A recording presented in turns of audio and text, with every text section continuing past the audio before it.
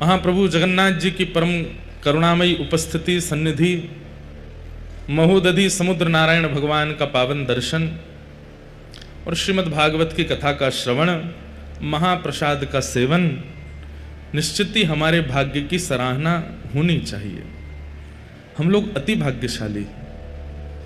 अगर ऐसा कह दिया जाए तो कोई अतिशयोक्ति नहीं कि इस समय हमारे भाग्य पर देवताओं को भी ईर्ष्या हो रही होगी कि ये लोग इतने सौभाग्यशाली हैं।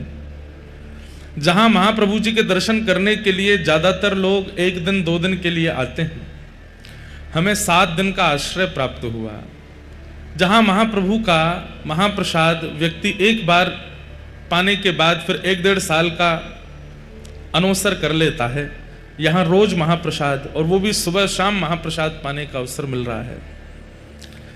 अब हम पर जो कृपा होती है वो तो हम कहाँ तक आपको सुनाएं।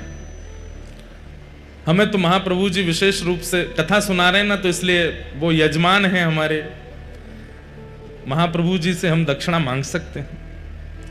तो दक्षिणा के रूप में हम यही कहते हैं कि हमें कुछ नई नई भाव, नए नए कुछ ना कुछ भाव आप अर्पित करते रहो। हम महाप्रसाद तो एक बार लेते हैं, बाकी हम ठाकुर जी की खिचड़ी पाते हैं।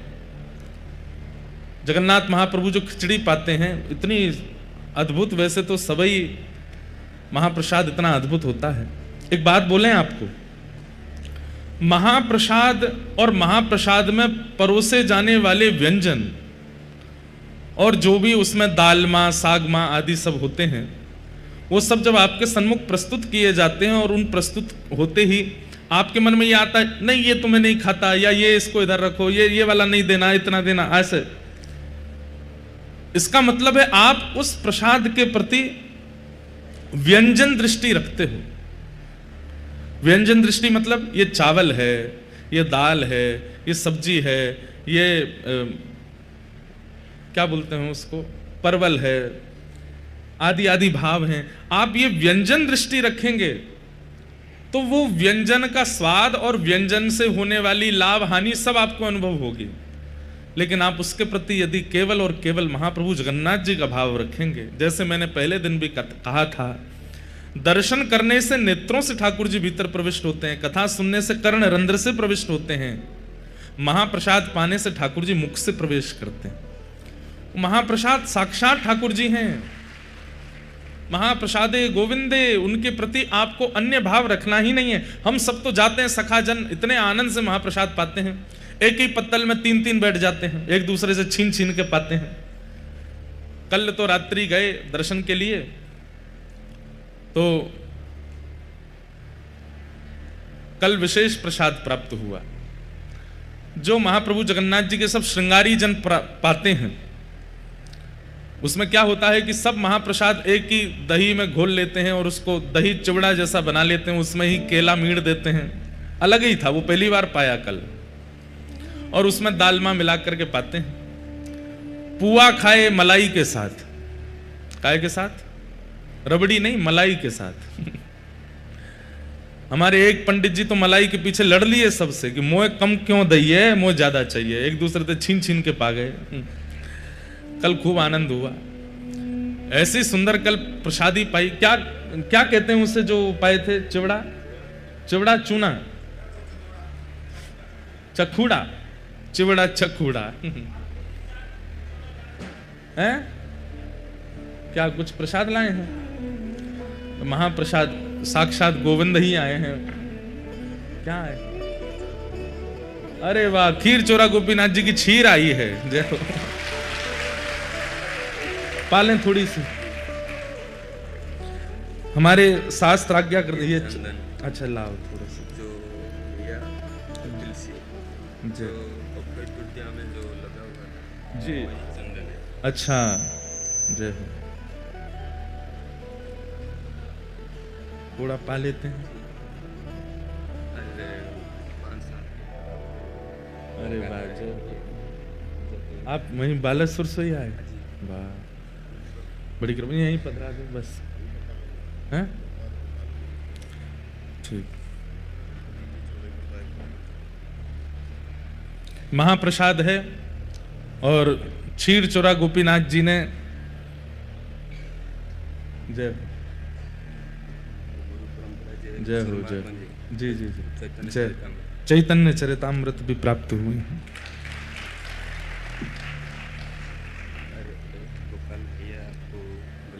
अच्छा, गोवर्धन में जो पंडित जी की समाधि जी जी जी पुरुषोत्तम मास में आपका कथा हुआ था जी, मलुकुटी वाले महाराज जी आके जो विमोचन किया ना गोवर्धन हाँ हाँ हाँ जी, वही वाह वाह, वही गोपाल भाई आपको बुलाया था भैया। हम आएंगे, आप भी भैया बोले। जल्दी आएंगे। महाराज जी की कथा है नवंबर 27 में। अच्छा, मलुकुटी हम आएंगे। अब आप विराज जा।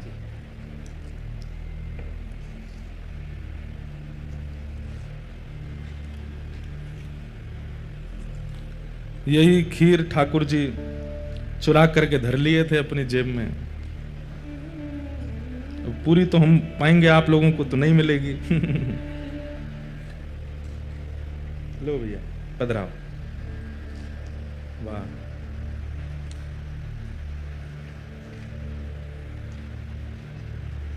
किसी और को देना नहीं, कईयों की दृष्टि पड़ी हुई है। एक पंडित जी आके बोले अभी मत पाइए, कथा के बाद पा लीजिएगा। मैंने कि मुझे पता है ना आप चट्ट कर जाओगे। हमारे शास्त्र आज्ञा करते हैं ठाकुर जी का प्रसाद आवे तो 1000 काम चल रहे हों, सबसे पहले उस प्रसाद का एक तिनका धर लो मुख में। क्यों? आपने सोचा प्रसाद आया, थोड़ी देर में, पहले बात तो सुनो, ताली पहले बजा देते हो। आपने प्रसाद आया और प्रसाद आते ही आपने विचार किया कि थोड़ी देर में पाऊंगा, और अगले ही क्षण प्राण चले गए तो प्रसाद तो रह गया ना, नहीं पा पाए। इसलिए प्रसाद कहीं भी तीर्थ का, किसी भी स्थान का जब सन्मुख आ जाए, जिस काम में लगे हो, जिस स्थिति में हो, जिस व्यवस्था में हो, तुरंत पहले प्रसाद सेवन कर लो। क्या पता अगले क्षण हमारे प्राण निकल गए तो। ठाकुर जी की सेवा कर रहे हो और ठाकुर जी की सेवा करते करते करते अब ठाकुर जी को सजा रहे हैं, तभी कोई द्वार पर आए, कोई रिश्तेदार आए, हम जगन्नाथपुरी से आए, प्रसाद लेके आए, ठाकुर जी को गोद में ही रखो, वो लाओ, एक हाथ में पहले प्रसाद दो, प्रसाद लेकर के तुरंत ऊपर से ग्रहण कर लो। आज झूठा नहीं होगा, अभी हमने कैसे पाया, ऐसे ही एक बूंद ऊपर से डाल लिया और फिर जो बचा हुआ है उसको केश में लगाओ, ठाकुर जी की पुनः सेवा में लग जाओ। कथा कर रहे हैं, प्रसाद आया, थोड़ा सा ऊपर से ग्रहण कर लिया, एक तिनका तो ले ही लेना चाहिए। उसके प्रति व्यंजन दृष्टि मत रखिए। हमारी आपसे हाथ जोड़ के निवेदन है, ठाकुर जी का प्रसाद, उसके प्रति व्यंजन दृष्टि मत रखिए। आप जिस दिन व्यंजन दृष्टि को त्याग देंगे, उस दिन से आप अपने आप अनुभव करने लगेंगे, दर्शन से जो प्रभाव नहीं हो पाया, नाम जप भजन से जो प्रभाव नहीं हो पाया, वो प्रभाव केवल महाप्रसाद प्राप्त करते ही आपके अंदर होने लग जाएगा। महाप्रभु जगन्नाथ जी इतने प्रिय आपको दर्शन से नहीं लग पाए, भोजन भजन से नहीं लग पाए, लेकिन जैसे ही महाप्रसाद ग्रहण किया, अगर आपके चित्त में वास्तव में महाप्रसाद के प्रति भाव होगा तो एक तिनका प्रवेश होते ही नेत्रों से अश्रुपात होने लगेगा। महाप्रसाद ठाकुर जी को देख करके आनंदित हो जाओ। जो मेरी वाली खीर पहुंच गई है क्या नीचे? बांट दे। अच्छा वो दूसरी है, अच्छा सबनकू आई है, लो भैया। हमको तो लगा हम ही स्पेशल हैं, हम तो इतरा रहे थे इसलिए, तो सबको ही मिल गई। बोलो खीर चोरा गोपीनाथ की जय। अब बस बैठ जाओ, ऐसे पाओ कि कोई को पता नहीं चले। महाप्रसाद। तो कल रात्रि हमको क्या क्या नाम बताए थे, फिर भूल गया मैं। चूड़ा, चूड़ा, चूड़ा कचूड़ा, चूड़ा कचौड़ा, उसमें दालमा मिला मिला करके प्रेम से कल पाए। वो केवल ठाकुर जी के श्रृंगारी ही पाते हैं। हम पर थोड़ी कृपा हो गई, श्रृंगारी ने देख लियो तो बोले आओ आपको कुछ नया पवाते हैं, और कल भाव से रात्रि में वही पाए। उसमें कोई व्यंजन दिखाई नहीं दे रहा था, है क्या क्या, बस सब कुछ मिला हुआ ही है। जैसे पंढरपुर में एक भाव बनता है गोपाल काला, महाराष्ट्रियन कोई यहां बैठे होंगे तो उनको पता होगा। पंढरपुर में गोपाल काला, दो चार हाथ हिला रहे हैं, गोपाल काला। वहां गोपाल काला का भाव क्या है, जैसे ठाकुर जी वृंदावन में अपने सखाओं के साथ में प्रसाद पाते हैं, तो कैसे पाते हैं? विभ्रद वेणुम जठर पटयो शांग मित्रे च कच्छे वामे पाणे मृषण कवलम तत्फलम लांगुलीषु तिष्ठन मध्य सुपर सुहृदो। बीच में बैठे हैं ठाकुर जी, चारों तरफ ग्वाल बाल बैठे हैं, और ठाकुर जी सबसे कहा कह रहे हैं, बोले अपने यहां की सबरी सामग्री जो जो तुम लेकर के आए हो सब मेरे सामने धर दो। तो कोई आलू की सब्जी लेके आयो है, कोई बैगन को भरता लेके आयो है, कोई अचार लेके आयो है, कोई खीर लेके आयो है, कोई छाछ लेके आयो है, कोई मखाने लेके आयो है, कोई बाजरे की रोटी, कोई ज्वार की रोटी, कोई गेहूं की रोटी लेके आयो है। ठाकुर जी सबसे मांग रहे हैं, बोले जो जो लाए हो सब लाओ, और फिर सबकी सामग्री को ठाकुर जी ऐसे मीड़ मीड़ करके एक कर दे रहे हैं। इसमें भी बड़ा सुख है। कभी सब भक्तजन मिलकर के एक साथ कहीं जावें, आप लोग अपने अपने घर की अलग अलग सामग्री, अलग अलग रसोई की सामग्री लाओ, और ठाकुर जी को भोग निवेदित करके फिर जहां जाओ वहां पे बढ़िया सबको मीड़ मीड़ करके एक घोल बना लो, और फिर उसके बाद उसको प्रेम से पाओ। ऐसे ही ठाकुर जी ने गोपाल काला पाया, अपने सब सखाओं के यहां से सामग्री मंगा करके श्री पंडरीनाथ भगवान ने सबको मिला दिया, और सबको मिला के उसमें दही डाल के, चिवड़ा डाल के, मक्खन डाल के बढ़िया प्रेम से निर्मित करके फिर ठाकुर जी ने उसको पाया, बांटा। पंडरीनाथ भगवान सबको बांटने लगे। कहते हैं कि देवता लाइन में लगे हैं पीछे, बोले हमको भी मिलेगा ठाकुर जी का गोपाल काला। तो जैसे ही देवताओं की पंक्ति आई सब खत्म हो गया, कुछ नहीं बचा। ठाकुर जी बोले अब तो नहीं बचा है। तो देवता इतने निराश हताश हो गए, अब हम क्या करें। तब देवताओं ने आपस में मीटिंग करी, बोले कि भैया अमृत तो मिल गया था हमको, लेकिन ये ठाकुर जी के अधरामृत का महाप्रसाद नहीं मिल रहा है, इसके लिए क्या करें। तो ब्रह्मा जी चतुर हैं, चतुर्मुखी हैं। ब्रह्मा जी ने कहा एक काम करो। बोले क्या। ये बगल में चंद्रभागा नदी है, इसमें मछली बन के बहने लगो। बोले तो ठाकुर जी पाने के बाद हाथ धोवे जाएंगे तो एक आध कण में जैसी आएगा उसी हम लोग पालेंगे। ठाकुर जी प्रसाद आदि पाकर के सब गए हैं चंद्रभागा नदी पर। इतने में ही चंद्रभागा नदी में सब मछलियों के रूप में 33 कोटि देवता प्रकट हो गए और वहीं विचलन करने लगे। जैसे ही ठाकुर जी हाथ धोमेंगे तो जो कण बह करके आएगा उसको हम पालेंगे। ठाकुर जी जैसे ही चंद्रभागा नदी पर पहुंचे, वहां जाकर के देखा, अब ठाकुर जी मछली तो दिखने ही नहीं, उनको चार मुंह वाले ब्रह्मा दिख रहे हैं। ये नारद जी डोल रहे हैं, ब्रह्मा जी डोल रहे हैं, सूर्य चंद्र सब मछली बने डोल रहे हैं। ठाकुर जी ने सब सखा रुको रुको रुको रुको रुको रुको। बोले आज क्या करना है। बोले भैया आज चंद्रभागा में हाथ नहीं धोने। तो बोले क्या करने। जो नहीं पायो सुनो मेरे भैया, मेरी हथेली चाट। ये जितनों हाथ में लगो है ये नेक भी चंद्रभागा जी में बहनो नहीं चाहिए। तो बोले कहा करो। बोले या को चाट चाट के सब खत्म कर लो। देवता जीव निकारे रह गए, मछली बने रह गए, लेकिन ठाकुर जी ने चंद्रभागा में हाथ नहीं धोया। और सबरे सखा महाराज चाट गए, पूरा हाथ बिल्कुल एक कण भी नहीं बचा है हाथ में। उसके बाद में सबने जाके हाथ, कुछ नहीं मिला देवताओं को। सोचो वो महाप्रसाद हम लोगों के सन्मुख आ जाता है। वो ठाकुर जी के अधरामृत का भोग हम लोगों को कितना सुख देने के लिए ठाकुर जी सहज में प्रकट कर देते हैं। क्यों नहीं हो रहा परिवर्तन। जिस महाप्रसाद को पाकर के देवादिदेव महादेव भी रुदन करने लगते हैं, प्रेमाश्रु और निमग्न होकर के नृत्य करने लगते हैं, हम इतना पाने हमको कुछ क्यों नहीं होता। क्योंकि महाप्रसाद के प्रति अब भी हमारी व्यंजन बुद्धि है, इसलिए हम पर वो प्रभाव नहीं होता। हमारी बात मान लीजिए, महाप्रसाद पाते ही आपकी चित्त वृत्ति आनंदित हो जाए, रात की नींद उड़ जाए, नेत्रों में अश्रुपात होने लगे, बस भगवत स्मृति में नृत्य प्रारंभ हो जाए, समझ जाना अब महाप्रसाद पाया है। ऐसे प्रसाद की महिमा। तो महाप्रभु जगन्नाथ जी तो हम पे बड़ी कृपा कर रहे हैं। हम सोएं भले कहीं भी, हम रहें भले कहीं भी, हम डोलें चाहे कहीं भी, ऊधम चाहे कितना भी करें, जगन्नाथपुरी में समुद्र में नहामे, कोणार्क जामे, कुछ भी, पर नियम है हमारा जगन्नाथपुरी का कि हम और कुछ पा ही नहीं सकते। हम सुबह से भूखे ही रहते हैं। ठाकुर जी का प्रसाद वैसे तो 4 बजे के बाद राजभोग मिलता है, 3 बजे के बाद, पर हमने 2-4 अपने गुप्तचर लगा रखे हैं कि कहीं से भी कथा विश्राम हो तब तक कुछ ले आओ भैया, नहीं तो प्राण हलक में आ जाते हैं। कथा से उठते ही महाप्रसाद पाते हैं, फिर रात्रि को 2 समय ही पाते हैं, लेकिन पाते महाप्रसाद ही। हमारी डाइट वाइट चल रही है, लेकिन सब विसर्जन कर दिया है समुद्र में। बोले कि जगन्नाथपुरी में जब हमारे ठाकुर जी मोटे ताजे हैं तो हम काहे को पतले रहें। हम भी चकाचक ठाकुर जी की तरह आनंद करेंगे। महाप्रसाद का अद्भुत सुख है।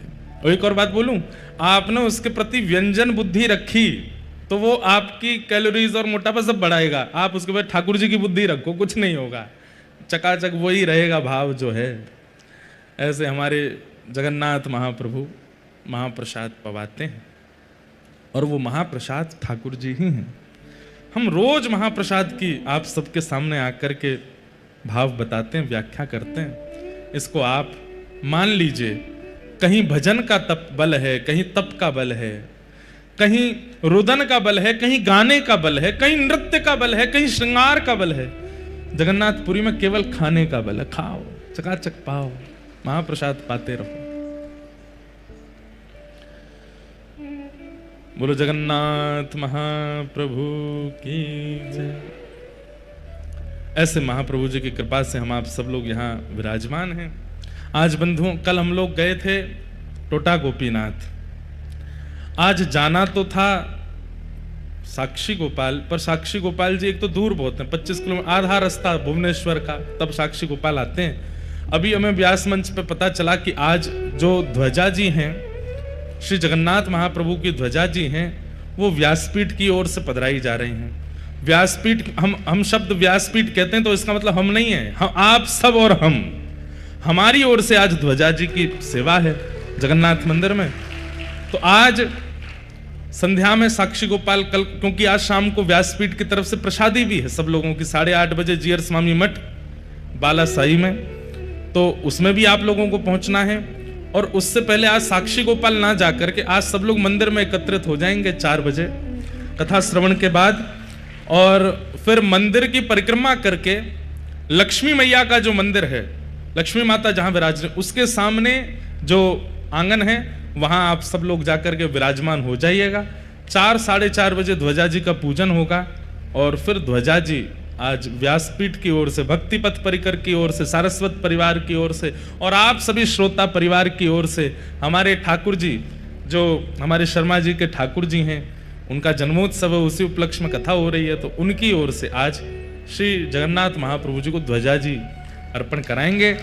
और फिर ध्वजा जी दर्शन के बाद फिर एक साथ घुसेंगे मंदिर में और श्री गरुण स्तंभ के पीछे से जा करके महाप्रभु जी का दर्शन करेंगे। संभवतः शायद उस समय भीतर के दर्शन खुल जाते हैं, भीतर जाते हैं सारे दर्शनार्थी, भीतर जाते हैं, दर्शन कर तभी दर्शन करेंगे और दर्शन कर करके आएंगे और फिर उसके बाद सब प्रस्थान करेंगे। फिर 8:30 बजे आप लोग 8 बजे ही पहुंच जाइएगा श्री जीयर स्वामी मठ, वहां पर महाप्रसाद पाएंगे, चकाचक प्रेम से वहां आनंद करेंगे। तो आज का यही क्रम है, ध्वजा जी का दर्शन, ध्वजा और फिर महाप्रभु जगन्नाथ जी का दर्शन और संध्या में महाप्रसाद। कल अगर अवसर मिलेगा तो या तो साक्षी गोपाल जाएंगे या फिर गुंडीचा जाएंगे, जहां महाप्रभु जी जगन्नाथ जी की रथ यात्रा जाती है, देख लेंगे कैसी व्यवस्था है, या कोणार्क जाएंगे, अब पर्ची उछाल के देख लेंगे, जहां का आ जाएगा वहां चल देंगे। जैसा भाव ठाकुर जी प्रकट करेंगे वैसा हम लोग करेंगे। कल हम लोग मंगलाचरण का श्रवण कर रहे थे। 88,000 सौनकादि ऋषि नैमिषारण्य क्षेत्र में विराजमान है। अगले वर्ष नैमिषारण्य में भी कथा है फरवरी में, जहां पर सौनकादि ऋषियों को सूत जी महाराज ने कथा श्रवण कराई। उसी नैमिषारण्य क्षेत्र में अगले वर्ष फरवरी में कथा है, आप सब लोग वहां आइएगा। वहां कथा सुनने का अपना अलग ही महत्व है। 88,000 सौनकादि ऋषियों ने सूत जी महाराज से प्रश्न की और सूत जी महाराज जी अपने गुरु को प्रणाम करते हुए यहां से कथा कहना प्रारंभ करते हैं कि यम प्रव्रजन्तमनुपेतमपेत कृत्यम द्वैपायनो विरह कातरया जुहाव पुत्रेति तन्मयतया तर्वो विनेदु तम सर्वभूत हृदयं मुनिमानतोस्मि। अपने गुरु को प्रणाम किया और गुरु को प्रणाम करते हुए श्री सूत जी महाराज यहां से कहना प्रारंभ करते हैं कि मुनयः साधु पृष्टोयम भवद्भिः लोकमंगलम यत्कृतः कृष्ण संप्रश्नो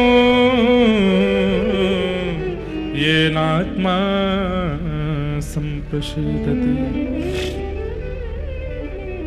सुप्रसीदति। सूत जी महाराज बड़े प्रसन्न हैं। बंधुओं, एक बात आपको बताएं, सत्संग लाभकारी कब होगा? जब सत्संग करता सत्संग सुनने वालों से प्रसन्न हो जाए। सत्संग सुनने वाले जब आलस्य करते हैं, सत्संग सुनने वाले जब ध्यान नहीं लगाते हैं, इधर उधर देखते हैं, तो प्रवचनकर्ता का मन क्षोभित हो जाता है और उसके मन में क्षोभ आते ही उसका जो रस है वो भंग हो जाता है। फिर वो कितना भी भाव से कथा सुना रहा हो, आपका कल्याण नहीं हो सकता। शुकाचार्य जी की एक कथा सुनते ही परीक्षित का उद्धार हो गया, और यहां हम इतनी कथा सुन लेते हैं, क्यों नहीं होता? इसका मतलब यह नहीं है कि एक में ही उद्धार हो पर दूसरा दोबारा सुननी नहीं चाहिए, पर वो प्रत्येक कथा श्री कृष्ण का अनुभव कराने वाली तभी बनेगी जब वक्ता श्रोता से प्रसन्न होगा। इसलिए श्रोता को ऐसी भावना करके कथा में बैठना चाहिए कि इनकी दृष्टि अगर मुझ पे पड़ जाए तो ये मुझे देख करके आनंदित हो जाए। आप हमारी बात सत्य मान लीजिए, तभी वक्ता के हृदय से सुंदर सुंदर मोती प्रकट होते हैं जो आपका कल्याण करने वाले होते हैं। सूत जी महाराज यहां अति प्रसन्न हैं। सौनकादि ऋषियों से कहते हैं कि मैं आपके प्रश्न से बहुत प्रसन्न हूं। आपने इतना सुंदर प्रश्न किया है। आपके प्रश्न में दो भावनाएं हैं। कौन कौन सी? पहली भावना भवद्भिर लोक मंगलम। सब लोग इधर देखो, ध्यान से सुनो। आपके प्रश्न में पहली भावना यह है कि आपका प्रश्न लोक मंगल करेगा। कभी भी अवसर मिलता है ना तो चूका मत कीजिए। प्रश्न पूछने का अवसर मिले तो ऐसी जिज्ञासा, ऐसा प्रश्न करना चाहिए जिससे लोक मंगल होता।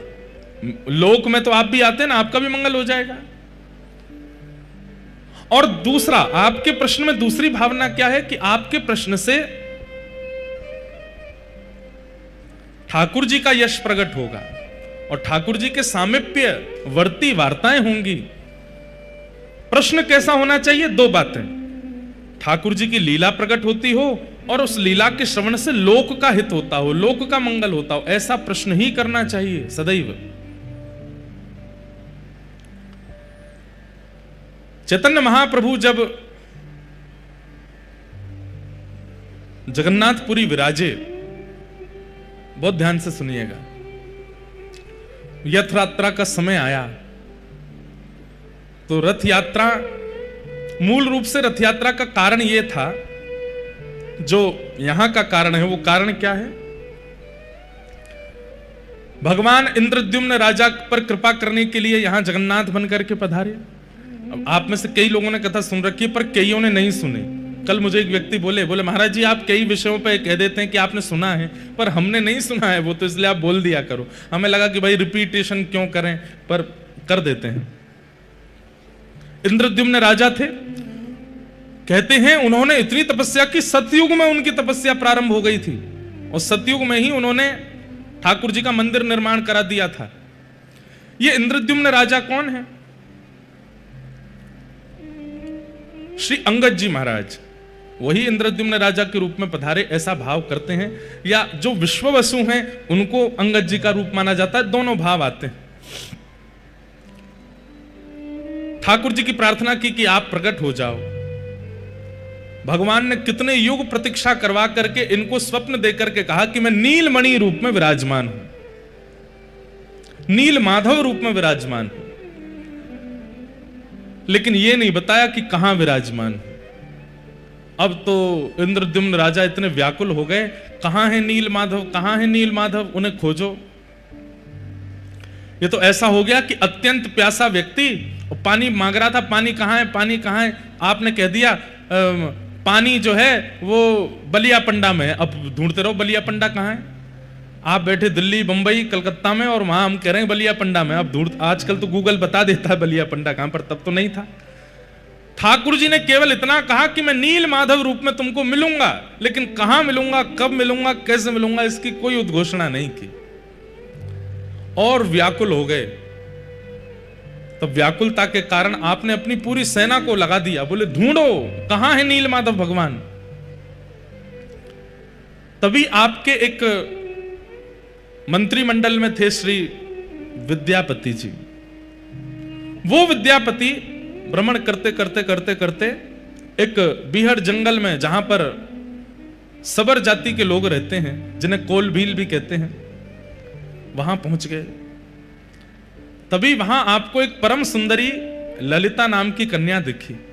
ये ललिता कौन है?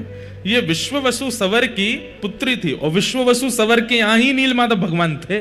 देखो ठाकुर जी कैसी लीला करते हैं, अपना परिचय अपने आप ही कहीं ना कहीं से ठाकुर जी करा देते हैं, लेकिन परिश्रम आपको करना पड़ता है उनकी प्राप्ति के लिए। तो विद्यापति जी जैसी ललिता से मिले, ललिता इतनी सुंदर थी कि दोनों का प्रेम हो गया। ललिता ने जाकर के अपने पिता विश्ववसु जी से कहा कि मैं तो इनसे ही ब्याह करूंगी। विश्ववसु जी बोले ये ब्राह्मण हैं, हमको स्वीकार करेंगे? विद्यापति जी बोले नहीं, मुझे स्वीकार है। और ललिता जी का विश्ववसु जी से ब्याह हो गया। तभी विश्ववसु जी ने अनुभव किया कि रोज इनके ससुर जी, विद्यापति जी ने अनुभव किया कि इनके ससुर जी विश्ववसु सवर वो रोज सुबह कहीं जाते हैं, और जब लौट करके आते हैं तो कस्तूरी, चंदन, कपूर, केसर की अद्भुत सुगंधी आती है।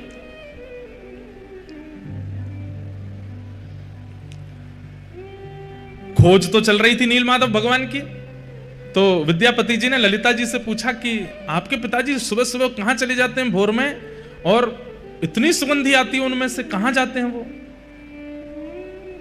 तो उन्होंने बताया कि वो अपने ठाकुर की सेवा करने जाते हैं। क्या ठाकुर हैं? बोले नील माधव। बोलो गंगा मैया की जय। परम कृपा, परम आनंद का विषय है हमारे मध्य में परम पूजनीय प्रातः स्मरणीय श्री भगवत धाम हरिद्वार वाले पूज्य महाराज जी का आज आगमन हुआ है। आप सब लोग करतल ध्वनि के द्वारा पूज्य महाराज जी के श्री चरणों में प्रणाम करें। परम पूजनीय प्रातः स्मरणीय स्वामी श्री विवेकानंद जी महाराज, जिनकी कृपा दृष्टि दास पर सदा बनी रहती है, गंगा मैया का सुंदर भाव लेकर के चित्त में पूज्य महाराज जी पधारे हैं। साथ ही हमारे छोटे महाराज जी भी पधारे हैं। आप दोनों महापुरुषों को देख करके मन में एक ही भाव आता है, बोल जुगल जोड़ी सरकार की। ऐसी जुगल जोड़ी है पूज्य महाराज जी की। और यहां भगवत धाम की परंपरा में युगल आचार्य ही रहे हैं। जय हो।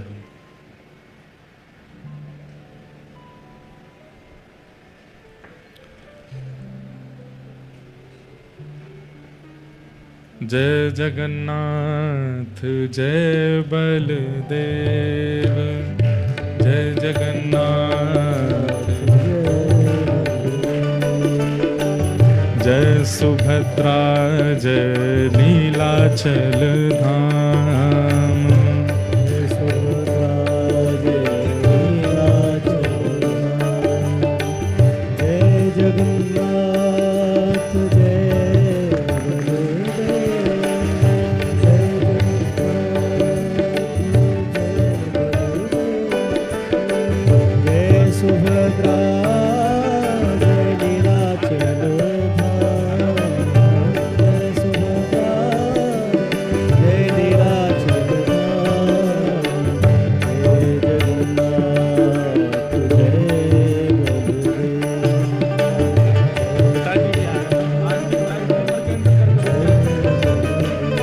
आज पूज्य महाराज जी की तो कृपा हम पर हुई है। एक सरप्राइज और है, हमारे पूज्य गुरुदेव भगवान आज वृंदावन जा रहे थे, लेकिन आज आप सबके प्रेम के कारण रुक गए हैं और आज कथा में पुनः आपका भी आगमन हुआ है। बोलो सदगुरुदेव भगवान की। आज सुबह निकलना था, लेकिन सुबह सुबह हमको खबर मिली कि गुरुदेव भगवान कह रहे हैं हमारा तो मन लग रहा है जगन्नाथपुरी में, हम आज भी रुकेंगे, कल जाएंगे। प्रयच्छति गुरु प्रीतो वैकुंठम योग दुर्लभम। गुरु यदि प्रसन्न हो जाए तो यही मानना चाहिए साक्षात वैकुंठपति नारायण प्रसन्न हुए हैं। जय जगन्नाथ जय बलदेव, जय जगन्नाथ जय जगन्नाथ जय बलदेव।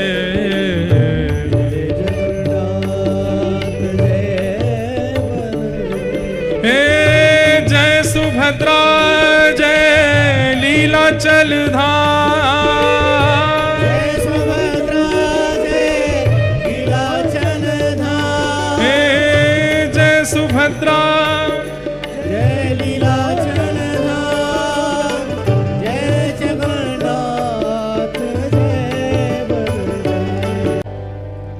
आज बड़ी कृपा है। देखो हमारे पूज्य स्वामी श्री विवेकानंद जी महाराज गंगा तट से आए हैं और पूज्य सदगुरुदेव भगवान यमुना तट से आए हैं। तो गंगा जमुना दोनों को मिलन है रहे हो है।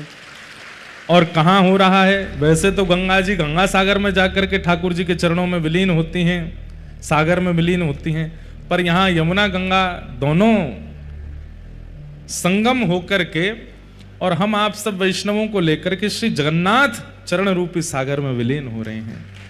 ये अति आनंद की बात है। हम कथा क्रम में चलें, बहुत ध्यान से सुनिएगा। तो विद्यापति, इनका विवाह किनसे हुआ? ललिता जी के साथ। तो ललिता जी किसकी पुत्री हैं?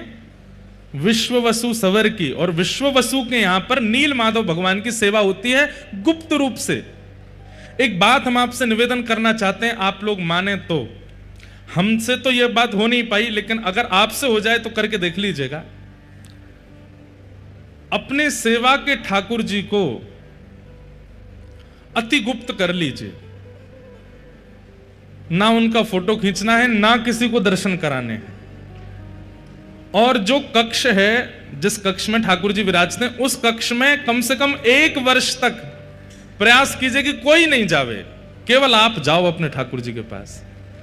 आप सेवा करो, आप ही भोग पधराओ, आप ही श्रृंगार करो, और जो भी सामग्री लेकर के आते हैं ठाकुर जी के लिए, खिलौने लेके आओ, ठाकुर जी के लिए सखी स्वरूप लाओ, बंगले लेकर के आओ, जो भी लाओ सब बाहर लेकर के आइए, छुपा के लाइए सबको, क्योंकि घर वालों को भी नहीं पता चले क्या आया है। और 1 वर्ष तक अपने ठाकुर जी की आप सेवा बिल्कुल गुप्त रूप से कीजिए, गोपनीय रूप से कीजिए। ना उनकी फोटो कहीं डालिए, ना किसी को दिखाइए। घर के सदस्यों से भी कह दीजिए ये बाहर चित्र लगा हुआ है, इसी में दर्शन कर लो, भीतर नहीं आना है। हो सकता है कलेश भी हो जाए कई घरों में, लेकिन कोई बात नहीं, ठाकुर जी अगर प्रकट हो जाए तो कलेश सह लेना। हम आपको आचार्यों की परंपरा की अनुकूलता से ये बात बता रहे हैं, किसी को मत आने दीजिएगा। 1 साल बाद आप अनुभव करेंगे। 1 साल तो बहुत लंबा होता है, कुछ ही दिनों में आप अनुभव करने लगेंगे कि ठाकुर जी को आप जिस अवस्था में छोड़ के गए, ठाकुर जी उस विपरीत अवस्था में आपको मिलेंगे, आपके संग सेवा, आपके संग लीला करेंगे। क्यों? उसके पीछे कारण है। नित्य ठाकुर जी आपसे मिलते हैं, आप ठाकुर जी से मिलते हो, उससे क्या होगा? ठाकुर जी को यह विश्वास हो गया कि भाई ये प्रचार में नहीं है, ये केवल मेरो है, ये बाहर जाके किसी को बताता भी नहीं है, बाहर से अंदर आके किसी से कुछ कहता भी नहीं है। तो बहुत कठिन है ये सेवा, लेकिन करके देख लो। हम तो अपने लाल जी, हमारे बेचारे लाल जी तो सबके है गए, अब तो ये संभव नहीं, पर कभी ना कभी तो अवसर मिलेगा, हम करेंगे। किसी को मत दिखाओ, आप सेवा करो, आप ही भोग लगाओ, आप ही सामग्री पधराओ, फूल लेके आइए, किलो किलो फूल लेके आओ और छुपा के भीतर ले आए, और भीतर आके अपने आप बंगला बनाया, बंगले में ठाकुर जी को बैठाया, दर्शन आरती करी, उसके बाद सारे फूल उतार करके बाहर पधरा दिए, किसी को दर्शन मत करा। श्रीनाथ जी में 56 भोग लगता है, नाथ द्वार में आप 56 भोग की सेवा कर लीजिए, यजमान बन जाइए, आपको भी 56 भोग पवाते हुए ठाकुर जी का दर्शन नहीं होगा। आपको उस काल, उस घड़ी में भीतर ले जाया जाएगा जब 56 भोग उठ रहा होगा। ठाकुर जी ने कैसे पाया, किसी को देखने का अधिकार नहीं है। कितनी उत्सव, कितनी लीलाएं श्रीनाथ द्वारा में ऐसी होती हैं जो सबके सामने होती ही नहीं है, भीतर ही भीतर हो जाती हैं। ठाकुर जी को उससे ये अनुभव होता है कि ये केवल मेरे प्रचार के लिए नहीं है, ये अपने लिए मेरी सेवा कर रहा है। तो ठाकुर जी धीरे धीरे सहज होने लग जाते हैं और फिर कुछ ना कुछ लीला क्रिया करने लगते हैं। विश्व वसु सवर नील माधव भगवान की ऐसी ही सेवा करते हैं, किसी को नहीं पता। अपनी बेटी ललिता तक को दर्शन नहीं कराए हैं। लेकिन विद्यापति जी ललिता से कहने लगे, बोले मुझे भी तुम्हारे पिताजी के साथ उनके ठाकुर जी के दर्शन करने। ललिता बोली, बोलना मत इस बात को, मेरी इतनी आयु हो गई, मेरी मां के विवाह को इतने वर्ष हो गए, आज तक मां ने दर्शन नहीं किए, आज तक मैंने दर्शन नहीं किए, हमारे परिवार के बड़े बुजुर्गों ने दर्शन नहीं किए, वो किसी को नहीं लेके जाते साथ में।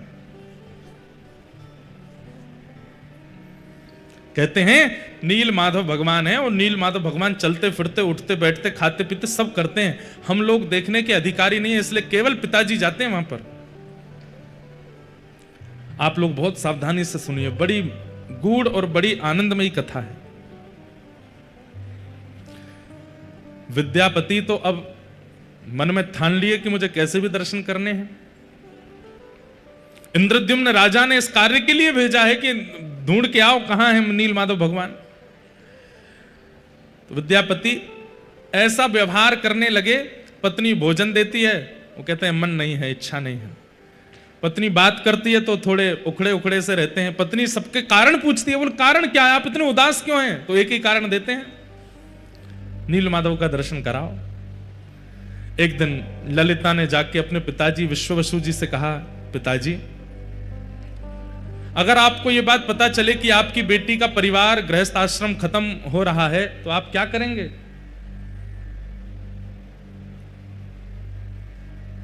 तो आप बोले कि पुत्री के गृहस्थ आश्रम को व्यवस्थित करने के लिए जो करना पड़े करेंगे। तो बोले मेरा गृहस्थ आश्रम अगर नील माधव भगवान के दर्शन करा करके संभलता हो तो आप क्या करोगे?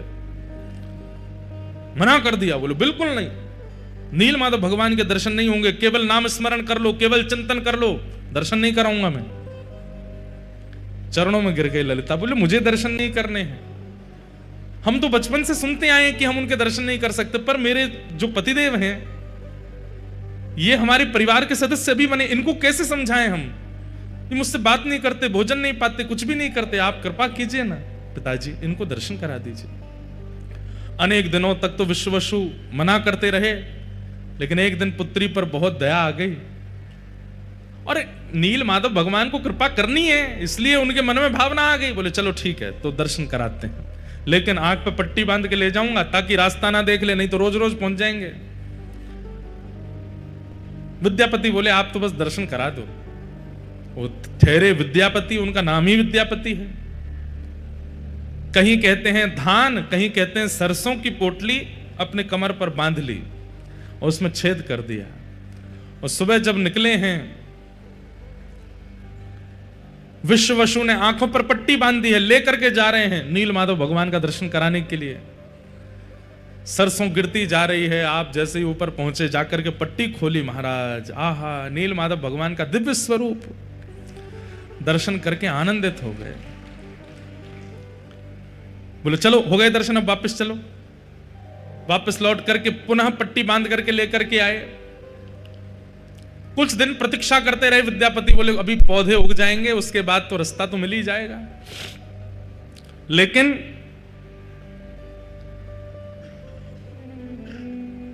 रास्ते के पीछे पीछे जाकर के जब नील माधव भगवान का दर्शन करने लगे, आप अति आनंदित हो गए। आपने तुरंत इंद्रद्युम्न राजा को खबर पहुंचवा दी कि महाराज नील माधव भगवान मिल गए। युगों से चली आ रही प्रतीक्षा इंद्रद्युम्न राजा की अब पूर्ण होने वाली है। आनंद के साथ नाचते गाते हुए इंद्रद्युम्न राजा आ रहे थे।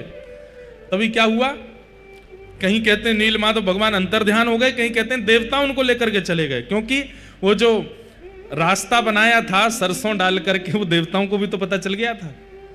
सोचिए नील माधव भगवान की ऐसी सेवा विश्ववसु कर रहे थे कि देवताओं को भी नहीं पता कि वो कहां है। लेकिन उस सरसों का मार्ग देवताओं को भी मिल गया, तो कहते हैं देवता ले गए नील माधव भगवान को। इंद्रद्युम्न राजा आकर के कुंपित हो गए। सवर लोगों से युद्ध छिड़ने ही वाला था, तभी आकाशवाणी हो गई, बोले कि तुम चिंता मत करो, यही मेरा नील माधव स्वरूप प्रकट होएगा। बोले कहां जाओ? बोले चक्र तीर्थ पहुंच जाओ और वहां पर प्रतीक्षा करो, दारू ब्रह्म के रूप में मैं आऊंगा और तुम्हारे द्वारा सेवा स्वीकार करूंगा। अपनी पूरी सेना लेकर के इंद्रद्युम्न राजा चक्रतीर्थ पहुंचे। समुद्र के तट पर प्रतीक्षा कर रहे थे, तभी सुंदर दारू बहती हुई आ रही। कैसे पता चला कि ये ठाकुर जी हैं? तो शंख चक्र गदा पद्म चारों अंकित थे। हजारों की सेना लगा दी, लेकिन वो दारू, वो लकड़ी, ठाकुर जी का स्वरूप जिसमें अभी आकृति नहीं बनी है, उठा ही नहीं पा रहे हैं। खूब प्रयास किया, हाथियों से खिंचवाया, लोगों ने उठाया, लेकिन नहीं निकल पा रहे हैं। तब अंत तो गत्वा आकाशवाणी हुई कि जिसके लिए आए हैं उसी से उठेंगे। तब इंद्रद्युम्न राजा, मतलब मानो मान हनन कर रहे हैं। इंद्रद्युम्न का राजा नहीं हो तुम, अब हम तुम्हारे यहां आए, अब तुमको सेवक बनना पड़ेगा। इंद्रद्युम्न राजा जैसे गए, विशाल दारू ब्रह्म को एक भुजा से ही उठा लिया। ठाकुर जी हल्के हो गए और कंधे पर बैठ करके सीधे उनके साथ चलने लगे। और सबसे पहले महाप्रभु जी का वह विग्रह आया गुंडीचा, जहां हम लोग कल या परसों में जाएंगे दर्शन करने। एक प्रकार से ठाकुर जी की वहां जन्म वेदी कहा जाता है उसको। ठाकुर जी का मायका भी कहते हैं, घर भी कहते हैं। ठाकुर जी ने वहां आज्ञा कर दी कि हमारा स्वरूप निर्माण कराओ। अनेकों रूप बनाने वाले आए, अनेकों शिल्पकार आए, लेकिन कहते हैं छेना हथौड़ी उठाते हैं और जैसे ही करने लगते हैं तो जैसे किसी लोहे पर प्रहार करने पर खन्न आवाज और चिंगारियां निकलती हैं, ऐसे निकलने लगी। कोई ठाकुर जी का निर्माण नहीं कर पाया। तभी वहां एक विशेष परिवार के सदस्य, जिनका परिवार आज तक ठाकुर जी का स्वरूप निर्माण करता है, वे आए। उन्होंने आकर के ठाकुर जी का स्वरूप बनाया, लेकिन उन्होंने नियम रख दिया कि मैं एकांत में बनाऊंगा। दूसरी बात, आप बार बार आकर के डिस्टर्ब नहीं करेंगे, देखेंगे नहीं। एकांत में बैठ करके ठाकुर जी का स्वरूप निर्मित होगा। हमें कैसे पता चलेगा कि ठाकुर जी बनना है? बोले आप बाहर से आवाज सुनते रहना, अंदर छेनी हथौड़ा की आवाज आती रहे, उससे पता चलेगा कि ठाकुर जी बनना है। 25 दिन 24 दिन की लगभग उन्होंने आज्ञा की, इतने दिन में ठाकुर जी बनेंगे। लेकिन 14 दिनों में ही आवाज आनी बंद हो गई। रानी घबरा गई, राजा घबरा गए। आपने व्याकुल हृदय से एक दिन प्रतीक्षा की और फिर प्रतीक्षा का बांध टूट गया। बोले कि ठाकुर जी वयोवृद्ध हैं जो बना रहे हैं, कहीं ऐसा नहीं हो भीतर ही पधार गए हों, देख तो लें एक बार। जैसे ही द्वार खोल करके देखा, महाप्रभु जगन्नाथ जी का सुंदर विग्रह वहां विराजमान। श्री बलभद्र जी महाराज, श्री सुभद्रा जी और श्री सुदर्शन जी, चारों रूप प्रकट हो गए। बोलो श्री जगन्नाथ महाप्रभु की। ठाकुर जी का स्वरूप प्रकट हो गया। लेकिन इंद्रद्युम्न राजा घबरा गए। हाय राम, ये मैंने क्या किया? अभी पूर्ण तिथि पूरी हुई नहीं, उससे पहले ठाकुर जी का मंदिर खोल दिया, तो अधूरे ठाकुर जी रह गए। कैसे नेत्र हैं, कैसा मुख है, हाथ भी नहीं बने हैं, उदर भी नहीं बना है, ठाकुर जी तो अधूरे रह गए। तभी ठाकुर जी ने आकाशवाणी करते हुए कहा, नहीं इंद्रद्युम्न राजा, ये परिपूर्ण स्वरूप है। बाकी के स्वरूप मानव दर्शन के लिए हैं, इसलिए उनमें हस्त कमल, चरण कमल, नासिका, कान सबका दर्शन होता है। परंतु ये तो श्री राधा भाव, विरही भाव विगलित स्वरूप है। ब्रजवासियों के विरह में, द्वारिका में मेरा श्री अंग पिघल गया था। वही स्वरूप मैंने नारद जी को आज्ञा करके कहा था कि मैं कलयुग में प्रदान करूंगा सब जनमानस को दर्शन कराने के लिए। वही ब्रजवासियों के विरह में मेरा प्रेम विगलित स्वरूप ही यहां जगन्नाथ बन करके आया है। इसलिए तुम इनको अधूरा मत समझो, ये मेरा परिपूर्ण श्री राधा भाव परिपूर्ण स्वरूप है मेरा, इन्हें स्वीकार कर। आहा, अब सतयुग में बना हुआ मंदिर, उसमें ठाकुर जी को विराजमान करना था। रथ का निर्माण हुआ और जैसे ही रथ पर आरूढ़ होकर के महाप्रभु जगन्नाथ जी वापस श्री मंदिर की ओर आने लगे, कहते हैं गुंडीचा महारानी रथ के आगे लेट गई। जिस प्रकार श्री ठाकुर जी वृंदावन से मथुरा गए थे तो गोपियों की स्थिति हुई, वैसी गुंडीचा महारानी की हो गई कि आप मेरा घर छोड़ के क्यों जा रहे हैं नाथ? आप यहां से क्यों वापस जा रहे हैं? राजा के समझाने पर भी गुंडीचा नहीं मानी, अनेक विद्वानों के द्वारा समझाने पर भी गुंडीचा नहीं मानी। तो कहते हैं महाप्रभु जगन्नाथ जी सचल हो गए और रथ से उतर करके नीचे आए और आकर के गुंडीचा को हृदय से लगाया और कहा, मां आप चिंतित क्यों होती हो? बोले मैं कैसे रहूंगी, आप मेरा घर छोड़ के जा रहे हैं। तो महाप्रभु जगन्नाथ जी बोले, मां विश्व कल्याण के लिए, जगत कल्याण के लिए मेरा श्री मंदिर में जाना आवश्यक है। मैं घर पर बैठ करके जगत कल्याण नहीं कर पाऊंगा, मुझे मंदिर में जाना पड़ेगा। वहीं आकर के सब, अब यहां तो घर है, आज की बात होती तो गुंडीचा में भी दर्शन करते लोग, लेकिन उस समय में लोग कहीं ना कहीं विचार तो करते गुंडीचा तो घर है, राजा का निवास है, यहां पर कौन जाए कौन नहीं जाए, कहीं इस कारण से लोग दर्शन करने नहीं आए तो। और पूरी व्यवस्था और पूरे नियम से वो मंदिर बना है, सतयुग युग का बना हुआ मंदिर है, उसमें मुझे विराजना है मां। पर मैं वचन देता हूं, हर साल स्नान पूर्णिमा के 15 दिन बाद मैं स्वयं रथ पर आरूढ़ होकर के आपके घर आऊंगा और फिर यहीं रह करके अपनी मां के द्वारा प्रदत्त किए गए लालन पालन भोग सामग्री सबको स्वीकार करूंगा। साल भर तो मैं जगत कल्याण के लिए मंदिर में विराजूंगा, पर साल में एक सप्ताह के लिए मैया मैं आपके पास आऊंगा, आप चिंतित मत हो। गुंडीचा मैया फिर भी नहीं मानी, बोले आप तो ऐसे ही आश्वासन यशोदा मैया को दिए थे कि परसों आ जाऊंगा, और परसों के बरसों बीत गए, आप लौट करके नहीं आए। तब भगवान ने गुंडीचा मैया को हृदय से लगाया, और हृदय से लगाते ही गुंडीचा मैया को यह भाव दिखाया कि मैया आप कोई और थोड़ी हो, आप यशोदा ही तो हो, यशोदा ही तो गुंडीचा के रूप में आई हैं, ये नंद बाबा ही श्री नील इंद्रद्युम्न राजा के रूप में आए हैं।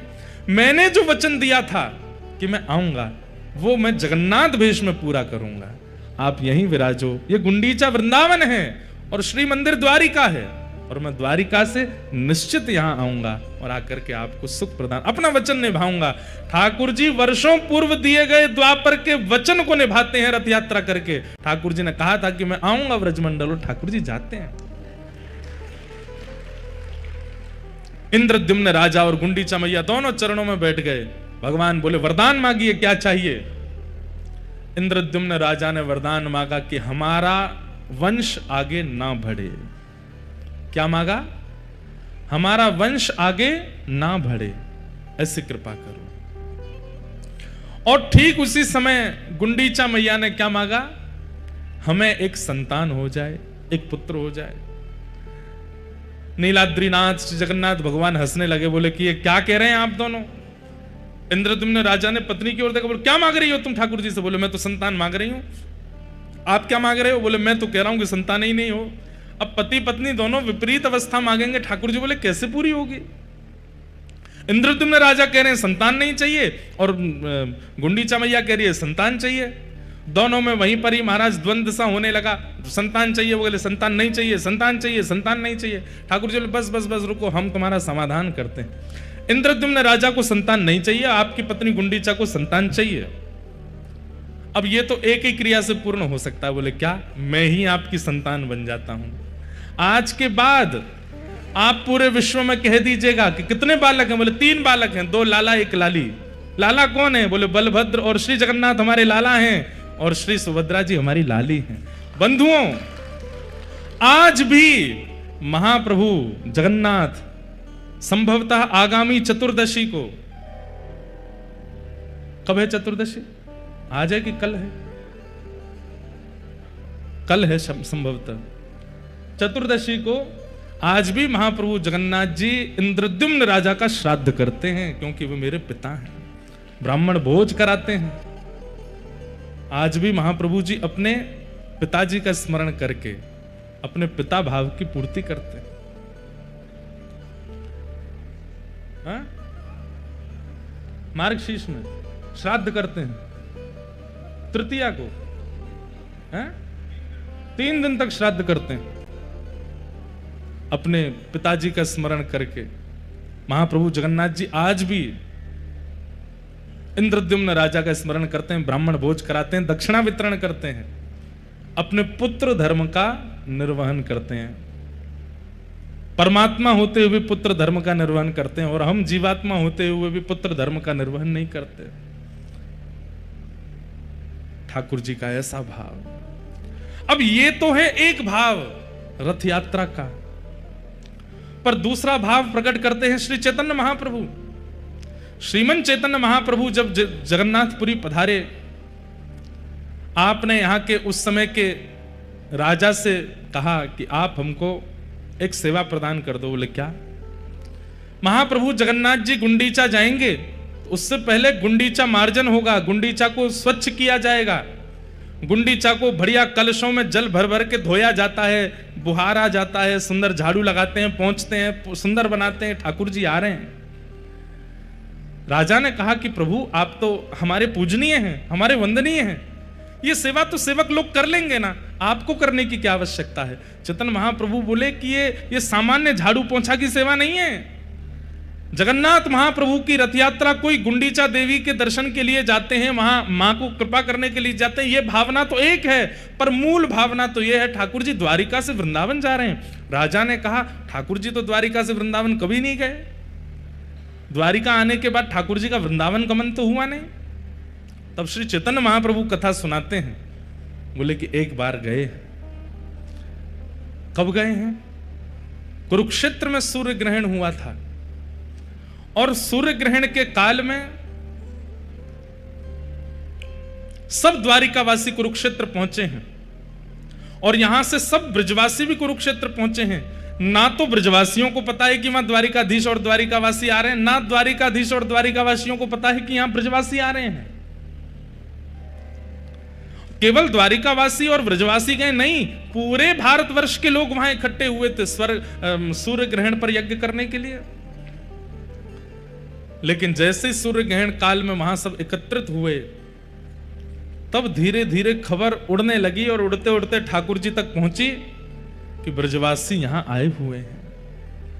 ब्रजवासियों का नाम सुनते ही, यहां आए हुए हैं सुनते ही, ठाकुर जी इतनी तत्परता से पूरी व्यवस्था में लगे थे। सूर्य ग्रहण में ऐसे यज्ञ होगा, ऐसे हवन होगा, ऐसे वेद पूजन होगा, पाठ होगा।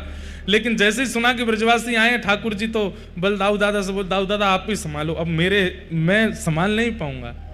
चिंतित तो हो गए ठाकुर जी। इच्छा तो हो रही है मैं कैसे भी ब्रजवासियों के सन्मुख पहुंच जाऊं, लेकिन एक कदम बढ़ाते ही ठाकुर जी रुक जाते हैं, बोले किस मुंह से जाऊं?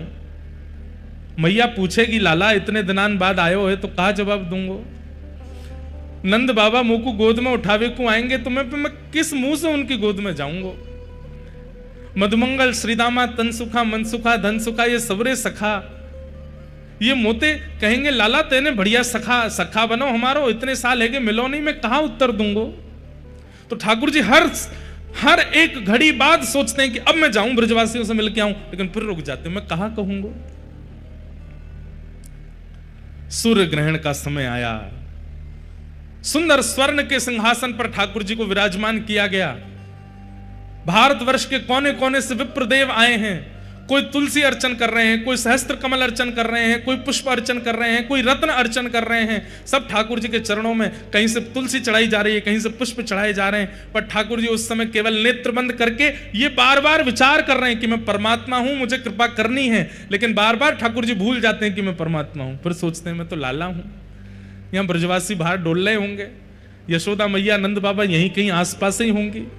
जोर से सुगंधी भीतर लेते हैं कि वायु में कहीं नंद बाबा की हृदय की, यशोदा मैया की हृदय की सुगंधी मुंह को आ जाए। यहां नंद बाबा को पता चली कि द्वारिकाधीश आए हैं, हमारो लाला आयो। नंद बाबा ने धीमे से जाकर के ये खबर यशोदा मैया को सुनाई। बोली अरे मेहर एक बात बताऊं? बोले कहा हमारो लाला कन्हैया वो कुरुक्षेत्र में है। ये सुनते ही यशोदा मैया तो उठ खड़ी हुई, नेत्रों से कम दिखाई देता है। कहा सुनी मैंने लाला कुरुक्षेत्र आयो है? बोले हाँ मेहर लाला कुरुक्षेत्र में। भाव विह्वल हो गई, हाथ पकड़ लिए नंद बाबा के, बोले मुझे एक बार दिखाए दो, मुझे एक बार मिलाए दो। अब यहां नंद बाबा संकोच कर रहे हैं। यशोदा 100 से भी अधिक वर्ष हो गए हैं लाला को गए भय, और मैं और मेरे तेरे हृदय को भाव तो है ही कि लाला से मिलना है, पर वास्तविकता तो अब सबसे छुपी नहीं है कि लाला मूल रूप में बेटा तो देवकी वसुदेव को है ना, और अब तो वो द्वारिका को राजा बन गए है। सब वाकू राजा महाराजा कह करके पुकारे हैं।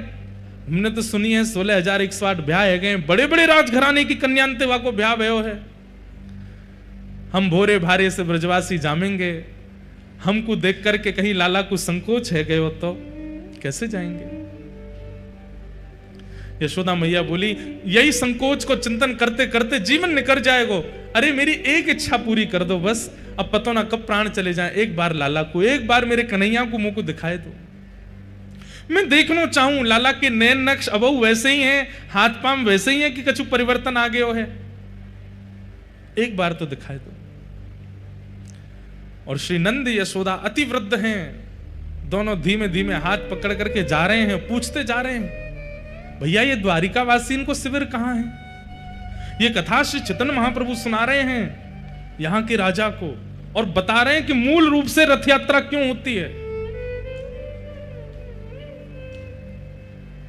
पूछते जा रहे हैं द्वारिका वासी कहां है। जैसे ही द्वारिका के शिविर में पहुंचे, और वहां तो असंख्य लोग नर नारी घूम रहे हैं, और सब कोई माला जाप कर रहे हैं, कोई मंत्र जाप कर रहे हैं, कोई आराधन कर रहे हैं, कोई देव पूजन कर रहे हैं, क्योंकि अब ग्रहण काल है। नंद बाबा जाके बोले, भैया हमारो कन्हैया कौन से कमरा में है, हमारो कन्हैया कौन से शिविर में है, हमारो कन्हैया कहां बैठो है? द्वारिका के लोग बोले, कौन कन्हैया? अरे हमारो गोपाल। बोले, कौन गोपाल? अरे हमारो लाला। बोले, कौन लाला? अरे तुम्हारो द्वारिकाधीश। तो ऐसे बोलिए ना, क्या आप कन्हैया बोल रहे हैं, गोपाल गोविंद क्या बोल रहे हैं? राजा धीराज महाराज गौ ब्राह्मण प्रतिपालक वसुदेव नंदन देवकी नंदन श्री कृष्ण चंद्र भगवान, ऐसे कहिए। अब हम तो भैया बोले को ना इतना लंबो चौड़ा, हम तो वृंदावन ते आए, हम तो कन्हैया गोपाल गोविंद ही बोले, कहां हैं? अच्छा, वो सामने सभागृह है ना, वहां पर असंख्य ब्राह्मण देव उनकी अर्चना कर रहे हैं। आप लोग जाइएगा, कोने में खड़े होकर दर्शन कर लीजिएगा, अभी ग्रहण काल है, आराधना चल रही है, वहां पर विक्षेप मत कीजिएगा। नंद यशोदा बोले, हाँ ऐसे ही करेंगे। ऐसी सभा थी, असंख्य लोग बैठे थे, और दूर आकर के नंद बाबा यशोदा मैया पीछे खड़े है गए। नंद बाबा ने प्रथम दृष्टि में जैसे ही ठाकुर जी को देखा, ठाकुर जी की अवस्था 100 वर्ष के आसपास हो गई है, लेकिन ठाकुर जी का यौवन आज भी बाल कृष्ण की तरह है, आज भी वैसे ही कमल नेत्र हैं, आज भी ठाकुर जी के गुलाबी गाल हैं, आज भी अभी तक मुख पे रेशे प्रकट नहीं हुए हैं, ये दाढ़ी मूछ आदि अभी ठाकुर जी के आई नहीं है। रोने लगे नंद बाबा। यशोदा मैया बोली, कहां भयो? बोले, अरे यशोदा तुमको तो दिखेगो नहीं, लाला सामने ही बैठो है, मुंह को दिख रहा है। यशोदा मैया तो व्याकुल लगे, मुंह को लेके चलो, मुंह को समीप लेके जाओ, मैं देखूंगी लाला को। ना अभी मना करिए ना, सबन ने पीछे खड़ी रहे। यहां यशोदा मैया थोड़ी हट करने लगी, जिद करने लगी, पीछे के लोग थोड़े से अव्यवस्थित जैसे हो गए, सब कहने लगे थोड़ी शांति रखिए, ठाकुर जी की आराधना चल रही है। और वो शांति कराते कराते कराते थोड़ी आगे तक आवाज आई तो भगवान के नेत्र खुले कि ऐसी अव्यवस्था कहां हो रही है। और जैसे ही ठाकुर जी ने नेत्र खोल करके पीछे देखा, 80 बरस के थे नंद बाबा जब लाला भये, आज कितनी अवस्था है ठाकुर जी की। नंद बाबा 200 वर्ष के आसपास है, बड़ी दाढ़ी, वयोवृद्ध स्वरूप है गए नंद बाबा को। जैसे ही ठाकुर जी ने नंद बाबा देखे, और नंद बाबा के बगल में खड़ी भाई यशोदा मैया हट कर रही है, मुंह को लाला से मिलना है।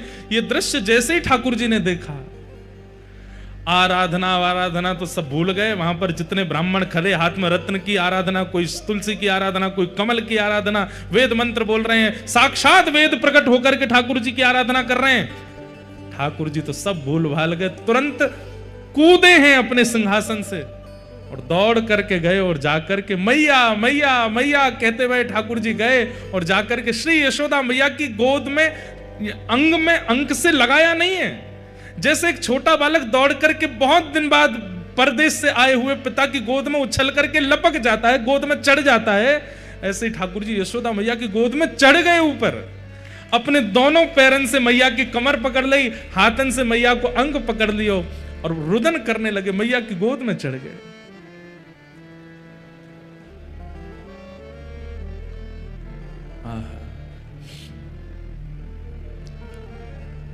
यशोदा मैया रुदन कर रही हैं।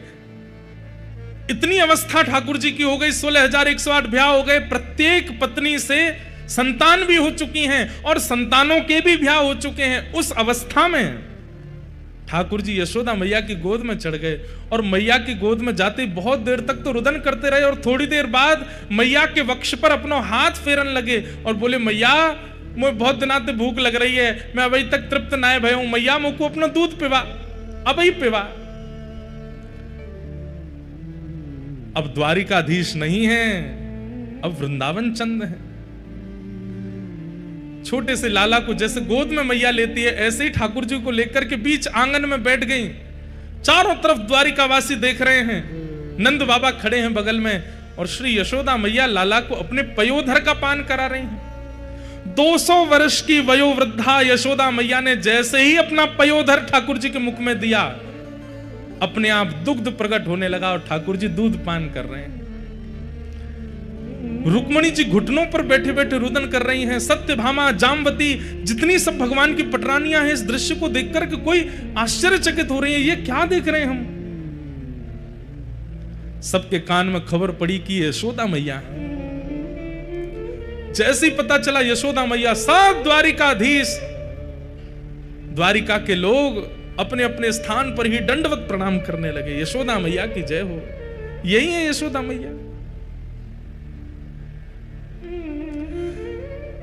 दूर से दाऊ दादा को पता चली कि मैया आई हैं, दौड़ करके आए और बोले, मैया मैं तो बचपन से ही कहता आया हूं, तुम यहाँ कन्हैया को ही ज्यादा प्रेम करो। आज भी वाकू अपना पयोधर पे वाई दी, और मैं। मैया ने तुरंत अपनी दूसरी गोद कही, लाला तू भी आ जा। और श्री दाऊ दादा भी लेट गए हैं गोद में, और दाऊ दादा दूसरा पयोधर पान कर रहे हैं। दोनों मैया के पयोधर का पान कर रहे हैं। रेवती महारानी, बलराम जी की पत्नी, देखकर के वे भी रुदन कर रही हैं। सब भावुक हो गए हैं। यशोदा मैया के नेत्रों से प्रेमाश्रु झर रहे हैं। लाला के एक एक अंग को टटोल रही हैं। लाला का सिर कैसे है, केश कैसे हैं, कान कैसे, मस्तिष्क कैसे, नासिका कैसी, आंख कैसी, सब कुछ आज तक वैसा ही है जैसे वृंदावन में थे ठाकुर जी। कोई परिवर्तन नहीं हुआ।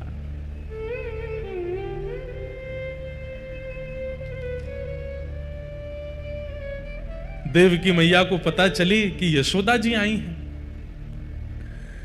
जैसे ही देवकी मैया आई, मैया ने आकर के प्रणाम किया। यशोदा मैया बोली, लाला जी कौन है? बोले, मैया जी मैया है, देवकी मैया है। देवकी मैया नाम सुनते ही यशोदा मैया उल्टा प्रणाम करने लगी, चरण पकड़ने लगी। और चरण पकड़ने तो देवकी मैया संभाल रही, मैया जी कहा कर रही हो आप? अरे यशोदा, आज तक तुम्हारी चर्चा ही सुनी है। आज भी लाला, भले ही लाला मेरो है, पर पूरी द्वारिका में चर्चा यूं ही होवे, यशोदा नंदन लाला है। आज भी जन्माष्टमी के दिन सब यशोदा के लाल भजो, यशोदा के लाल भजो कहकर के ही गावे। आज पहली बार मिली, आपको हृदय से लगाऊं। यशोदा मैया बोली, मैं आपके हृदय से लगवे योग्य नहीं हूं, आपके चरणन की अधिकारिणी हूं।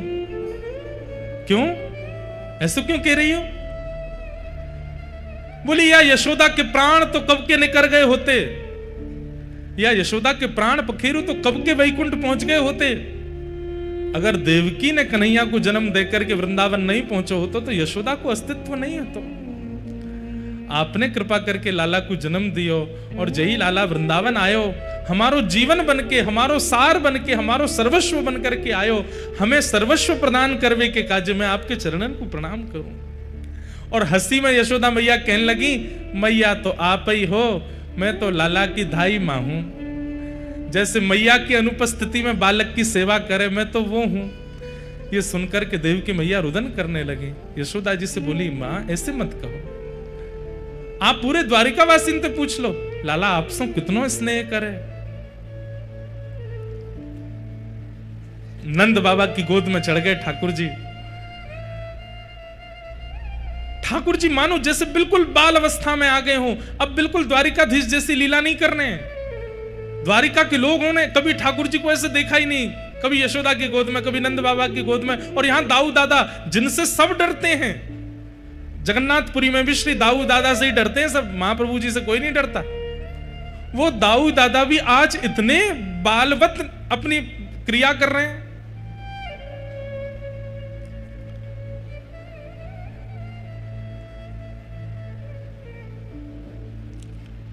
तभी ठाकुर जी के कान में खबर पड़ी, श्री राधा रानी भी आई हैं। राधा रानी का नाम सुनते ही ठाकुर जी थोड़े गंभीर हो गए, और गंभीर अवस्था में आकर के मैया को तो भीतर बिठाया, सब पत्नियों से मिलवाया, सब क्रिया करी, और अवसर जानकर के ठाकुर जी बोले कि किशोरी जी नहीं आएंगे, मैं ही जाऊंगा।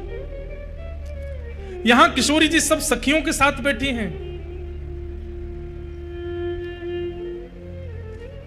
तभी बैठी बैठी किशोरी जी अचानक कहती हैं, ललिता ऐसो क्यों लग रहा है कि द्वार पर श्री कृष्ण आए हैं? तू देख तो। ललिता जी बोली, कृष्ण नहीं आए हैं, हमें अभी अभी पता चली है कि उनकी तो आराधना चल रही है, बड़े बड़े विप्रदेव आकर के उनकी अर्चना कर रहे हैं, वो बड़े व्यस्त हैं, वो कहां से आ जाएंगे यहां पे? किशोरी जी बोली, नहीं ललिता, तू एक बार जाकर के देखना, मुझको ऐसा लग रहा है द्वार पर श्री कृष्ण खड़े हैं। विशाखा जी बोली, आपको क्यों ऐसा अनुभव हो रहा है? किशोरी जी बोली, अभी अभी जो ब्यार चली ना वायु की, वह ब्यार में श्री कृष्ण के तन की सुगंधी है, और ये सुगंधी आज 100 वर्ष बाद मेरी नासिका को प्राप्त भई है। मेरा हृदय मयूर नृत्य कर रहा है, मुझको पूर्ण रूपेण विश्वास है, तुम द्वार पे जाके देखो श्री कृष्ण खड़े हैं। ललिता विशाखा जैसे ही गई और जैसे ही द्वार से पर्दा हटा करके देखा, लाल नेत्र हैं ठाकुर जी के, अश्रु बिंदु भरे हैं नेत्रों में, और श्याम सुंदर चुपचाप खड़े हैं नीची नजर करके, और खड़े खड़े मानो जैसे कोई कहने में तो थोड़ी अतिशयोक्ति लगती है, लेकिन अत्यंत व्याकुल व्यक्ति या अत्यंत आत्मग्लानि से भरा हुआ व्यक्ति होता है, जिससे बस ये लगता है मैं मुख कैसे दिखाऊं, ऐसे ठाकुर जी दोनों हाथ समेटे नीची नजर खड़े वहां खड़े हैं। देख करके तुरंत समस्त अष्ट सखियां आदि सब गोपियों ने सब तुरंत दंडवत प्रणाम किया। आज 100 वर्ष की प्रतीक्षा के बाद ठाकुर जी दिखे। ललिता विशाखा जी बोल रही हैं, लेकिन मुख से शब्द नहीं प्रकट हो रहे हैं। कह रही हैं, श्याम सुंदर आप यहां क्यों खड़े हैं? भीतर चलिए, किशोरी जी बुला रही हैं। ठाकुर जी बस सिर हिला के इशारा कर रहे हैं, मैं अधिकारी नहीं हूं भीतर जाने का। यहां भीतर किशोरी जी व्याकुल हो रही हैं और बार बार बस यही देख रही हैं, इतना समय इतना विलंब क्यों लग रहा है, क्यों नहीं आ रहे हैं श्याम सुंदर? जैसे ही किशोरी जी बाहर निकलने के लिए अपने आसन से उठी, तभी ललिता जी बोली, देखो श्याम सुंदर आप भीतर नहीं जा रहे, किशोरी जी बाहर आ रही हैं। जैसे ही ठाकुर जी ने सुना कि किशोरी जी आ रही हैं, तो अरे वो क्यों श्रमित हो रही है, मैं चल रहा हूं ना भीतर। तुरंत ठाकुर जी भीतर गए, और आज 100 वर्ष के पश्चात किशोरी जी की दृष्टि के सामने ठाकुर जी हैं, और ठाकुर जी की दृष्टि के सामने श्री किशोरी जी हैं। शब्द नहीं है। ये द्वारिका व्रज मिलन जब हुआ है कुरुक्षेत्र में, उस समय वार्ताएं नहीं हुई हैं, केवल सब मौन मौन हैं, एक दूसरे को देख करके ही आनंदित हो रहे हैं। सबके मन में बस एक ही भाव आ रहा है कि बोल करके किसी संवाद को प्रारंभ क्यों करें। इतने वर्ष बाद नेत्रों को श्याम सुंदर दिखे, देख लो इन्हें। ठाकुर जी किशोरी जी के चरणों में बैठ गए, और चरणों में बैठ करके कहना तो चाहते हैं कि मुझे क्षमा कर दो, लेकिन कह नहीं रहे हैं। केवल हाथों से जब चरण स्पर्श किए, तो स्पर्श मात्र से किशोरी जी को यह अनुभव हो रहा है कि ठाकुर जी क्षमा प्रार्थना कर रहे हैं। बंधुओं, प्रेम की एक अवस्था है, ध्यान से सुनिएगा, कि हमारा प्रेमी भले ही हमसे दूर चला जाए, हमारा प्रेमी भले ही हमसे बात ना करे, हमारा प्रेमी भले ही हमें वर्षों तक दिखाई ना दे, लेकिन फिर भी उसके प्रति हमारे चित्त में दोष उत्पन्न ना होना, यह प्रेम का स्वरूप है। ठाकुर जी द्वारिकाधीश बन गए, 16,108 ब्याह हो गए, इतना सब कुछ हो गया, लेकिन ब्रजवासियों ने कभी कोसा नहीं ठाकुर जी को। छलिया, कपटी आदि आदि जो भी कहती हैं, कहने के बाद तुरंत अपनी बातों को समाप्त कर देती हैं। जोई जोई प्यारो करे सोई मोहे भावे, भावे मोहे सोई, जोई सोई सोई करे प्यारे। श्री हितरवंश महाप्रभु हित चतुराशी जी के प्रथम पद में कहते हैं, प्रेम का स्वरूप क्या है? ठाकुर जी जो करें, प्रेमी हमारा जो करे, हमें सब स्वीकार है। ब्रजवासियों ने कभी शिकायत नहीं की ठाकुर जी से। आज 100 वर्ष थोड़े होते हैं, यहां कोई 10 दिन हमसे बात ना करे तो हम लोग उसके प्रति व्यंग कसने लगते हैं। 100 वर्ष बाद ठाकुर जी मिले हैं, फिर भी किशोरी जी, सब गोपियां, सखियां, नंद बाबा, यशोदा, किसी ने शिकायत नहीं की ठाकुर जी से। यह प्रेम का स्वरूप है। ठाकुर जी जिस प्रकार किशोरी जी के चरण कमलों का स्पर्श कर रहे हैं, किशोरी जी समझ गई हैं कि ये मुझसे क्षमा प्रार्थी हो रहे हैं। तुरंत किशोरी जी नीचे बैठ गई, हाथ पकड़ लिए, बोले आप क्या कर रहे हैं? ये इस प्रकार आप चरण क्यों छू रहे हैं? ठाकुर जी कह रहे हैं, मुझे बहुत आत्मग्लानि हो रही है। आप ब्रजवासियों को जो कष्ट, जो पीड़ा, जो विरह मैंने दिया है, उस विरह से मुझे बहुत कष्ट हो रहा है। किशोरी जी ने हस्त कमल पकड़े, बोले नहीं, आपने हमें कोई विरह नहीं दिया। आप ही तो कहते हैं कि विरह में प्रकट किए गए अश्रुबिंद वो चित्त का मार्जन करते हैं, चित्त की शुद्धि होती है। अरे किसी के 1 दिन की शुद्धि, किसी के 10 दिन की शुद्धि। हम ब्रजवासी कितने सौभाग्यशाली हैं, हमारे तो 100 वर्ष की शुद्धि कर दी है आपने।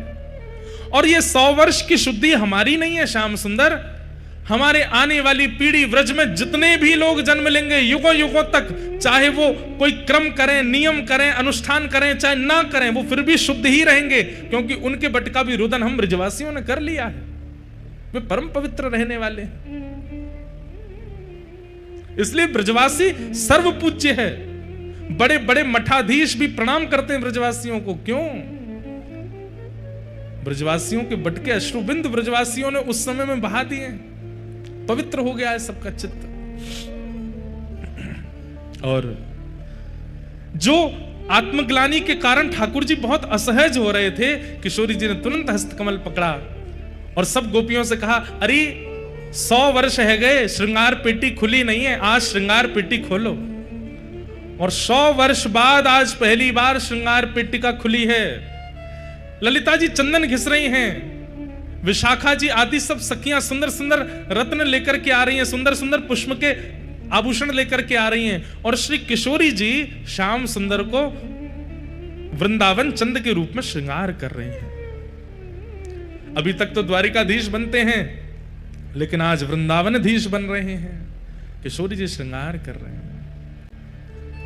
हो तो दासी नित्य तिहारी, हो तो दासी नित्य तिहारी। बहुत सुंदर पद है। और बंधुओं, आपको जान के आश्चर्य होगा, महाप्रभु जगन्नाथ जी आज भी इस पद को सुनते हैं। षोडश गीत श्री हनुमान प्रसाद पोद्दार जी के द्वारा लिखे गए ये 16 पद, जिसमें एक पद ठाकुर जी गाते हैं किशोरी जी के लिए, दूसरा पद किशोरी जी गाती हैं ठाकुर जी के लिए। उसमें ये पद मुझे अति प्रिय है और महाप्रभु जगन्नाथ जी को भी बहुत प्रिय है। किशोरी जी गा रही हैं ठाकुर जी को सहज करने के लिए। हो तो दासी नित्य तिहारी, हो तो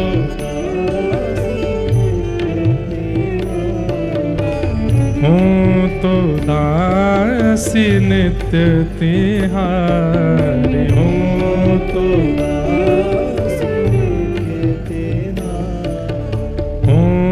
तो दासी नित्य तिहारी, हो तो दासी नित्य तिहारी। प्राणनाथ जीवन धन मेरे, प्राणनाथ जीवन धन मेरे, प्राणनाथ जीवन धन मेरे, प्राणनाथ जीवन धन मेरे। हो तुम पे मैं बलिहारी,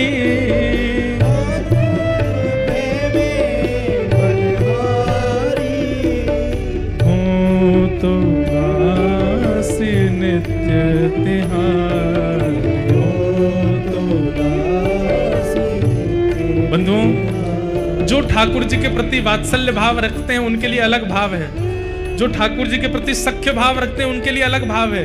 लेकिन जिनका भी ठाकुर जी के प्रति दासी भाव है और ठाकुर जी की वह स्वयं को गोपी मानते हैं, ठाकुर जी को प्रियतम मानते हैं, उनको ये पद याद कर लेना चाहिए और नित्य अपने ठाकुर जी को शयन कराते समय ये पद गाना चाहिए। हो तो दासी नित्य तिहारी, हो तो दासी नित्य। शब्द सुनिएगा। चाहे तुम अति प्रेम करो, चाहे तुम अति प्रेम करो, तन मन सो मोह बिसराओ,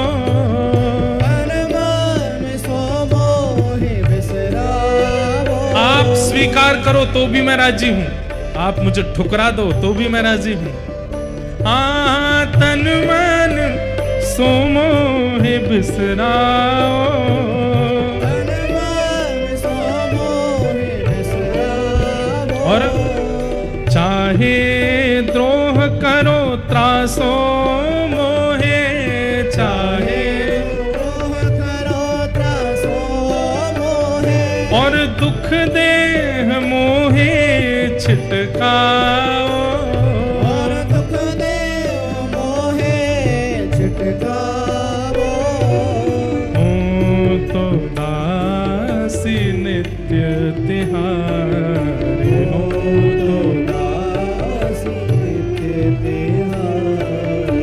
हूँ तो दासी नित्य तिहारे, हो तो दासी नित्य तिहारी। तुमरो सुख ही है मेरो सुख, तुमरो सुख ही है मेरा सुख। आन न कछु सुख जानो। आन न कछु सुख जानो।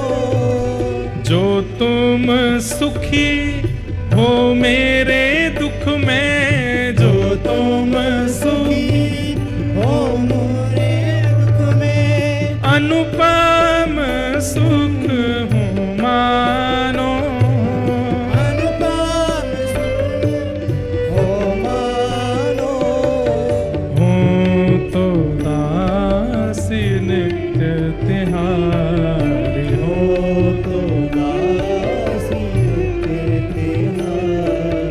हूँ तो दासी नित्य तिहारी, हो तो दासी नित्य और तिहारी। दास का भाव क्या है? मैं अपने सुख के लिए कुछ नहीं करता, आपको सुख मिले उस क्रिया से मैं सुख भोगता हूं। सुख भोगूं तुमरे सुख कारण, सुख भोगो तुम्हारे सुख कारण। सुख भोगूं, सुख भोगूं मतलब मैं सोऊंगा भी केवल इसलिए ताकि सुबह उठ करके आपकी सेवा में मुझे आलस ना आवे। मैं पाऊंगा भी इसलिए ताकि मेरे शरीर में वह शक्ति आवे कि मैं आपके दर्शन कर सकूं। मैं अपने लिए कुछ सुख नहीं भोगूंगा। कहते हैं कि जगन्नाथपुरी के गंभीरा में जब चैतन्य महाप्रभु सोते नहीं थे, पाते नहीं थे, तब राय रामानंद आदि जो सेवा में रहते थे वे जाकर के महाप्रभु जी के चरणों में प्रणाम करते कि महाप्रभु जी कुछ पा लीजिए। तो महाप्रभु जी मना करते, मुझे सुख नहीं है। तब महाप्रभु जी के संग में सेवक जन जो थे वे आचार्य चरण कभी कभी झूठ बोल देते और वे कहते आपको जगन्नाथ जी से मिलना है ना, आप चाहते हैं ना कि श्याम सुंदर आपसे मिलने के लिए आए। तो अति सहज अति सरल चेतन महाप्रभु बन जाते और कहते हाँ मैं तो चाहूं कि वो मुझसे मिले। बोले वो तभी मिलेंगे, कल मुझे मिले थे, मुझसे मिलके कह रहे थे मैं कृष्ण चैतन्य से मिलूंगा। सुनते ही महाप्रभु जी आनंदित हो जाते, ठाकुर जी ने तुमसे कहा वो मुझसे मिलेंगे, कहां मिलेंगे, कब मिलेंगे? लेकिन उन्होंने तो कहा है वो तब मिलेंगे जब आप प्रसाद पाओगे। चैतन्य महाप्रभु तुरंत कहने लगते जल्दी लेकर के आओ, जल्दी भात परोसो, जल्दी दाल मां दो, जल्दी मुझे पवाओ। और प्रसाद पाते, खूब प्रेम से पाते और पाने के बाद तुरंत पकड़ लेते। अब बताओ ना मैंने प्रसाद पा लिया, कब मिलेंगे? तब दूसरे सेवक बोलते हैं कल रात्रि ठाकुर जी मुझे भी मिले थे। अच्छा कहां मिले थे, कैसे लग रहे थे, क्या कह रहे थे? ठाकुर जी कह रहे थे, बोले कृष्ण चैतन्य यदि शयन करेंगे तो मैं उनसे मिलूंगा। तुरंत महाप्रभु जी लेट जाते, चद्दर ओढ़ लेते और जल्दी जाओ बाहर, यहां से दिए बुझा दो, मैं शयन करूंगा, क्योंकि ठाकुर जी ने कहा है शयन करूंगा तो वो मुझसे मिलेंगे। ऐसे सेवक जन महाप्रभु जी को बहाना दे दे करके सुलाते हैं, खिलाते हैं। अपनी इच्छा से नहीं सोते, अपनी इच्छा से नहीं पाते हैं। प्रेम मार्ग बहुत कठिन है बंधुओं, या तो इस मार्ग में आइएगा नहीं, और आइएगा तो आपसे बड़ा सौभाग्यशाली कोई नहीं।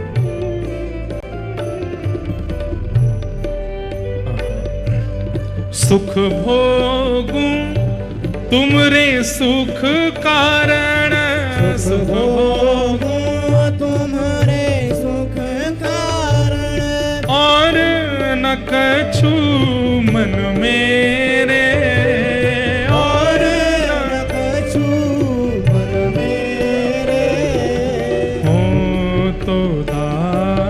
दासी नित्य तिहारी हो तो दासी नित्य तिहारी हो तो दासी नित्य तिहारी हो तो दासी नित्य तिहारी और तुम्हें सुखी नित देखन चाहो तुम्हें सुखी नित देखन चाहो तुम्हें सुखी नित देखन चाहो तुम्हें सुखी नित देखन चाहो निस दिन सांझ सवेरे निस दिन साँझ सवेरे तुम्ही सुखी देखन हित तुम्ही सुखी निज तन मन को सुख देने निज तन मन को सुख देने हो तो दासी नित्य प्यारे हो तो दासी नित्य तिहारी हो तो दासी नित्य तिहारी हो तो दासी नित्य तिहारी तुम्हें समर्पण कर अपने को तुम्हें समर्पण कर अपने को नित तब रुचि को सेने नित तब रुचि को सेने तुम्हें समर्पण कर अपने को तुम्हें समर्पण कर अपने को नित तब रुचि को सेना नितताब रुचि को सेने हो तो दासी नित्य तिहारी हो तो दासी नित्य तिहारी हो तो दासी नित्य तिहारी हो तो दासी नित्य किशोरी जी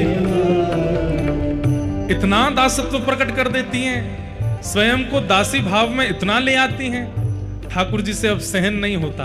तब इस पद की अंतिम पंक्ति ठाकुर जी गाते हैं, किशोरी जी को अपने हृदय से लगाते हैं और हृदय से लगाते हुए गा रहे हैं।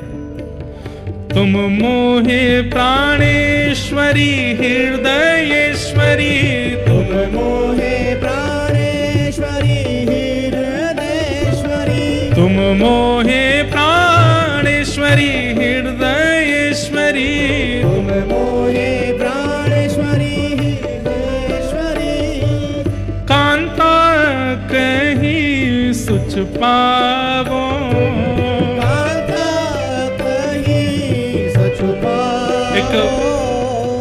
यहाँ पर ठाकुर जी क्या कह रहे हैं, आप मेरी प्राणेश्वरी हो, आप मेरी हृदयेश्वरी हो, ये सब बातें मत कहो।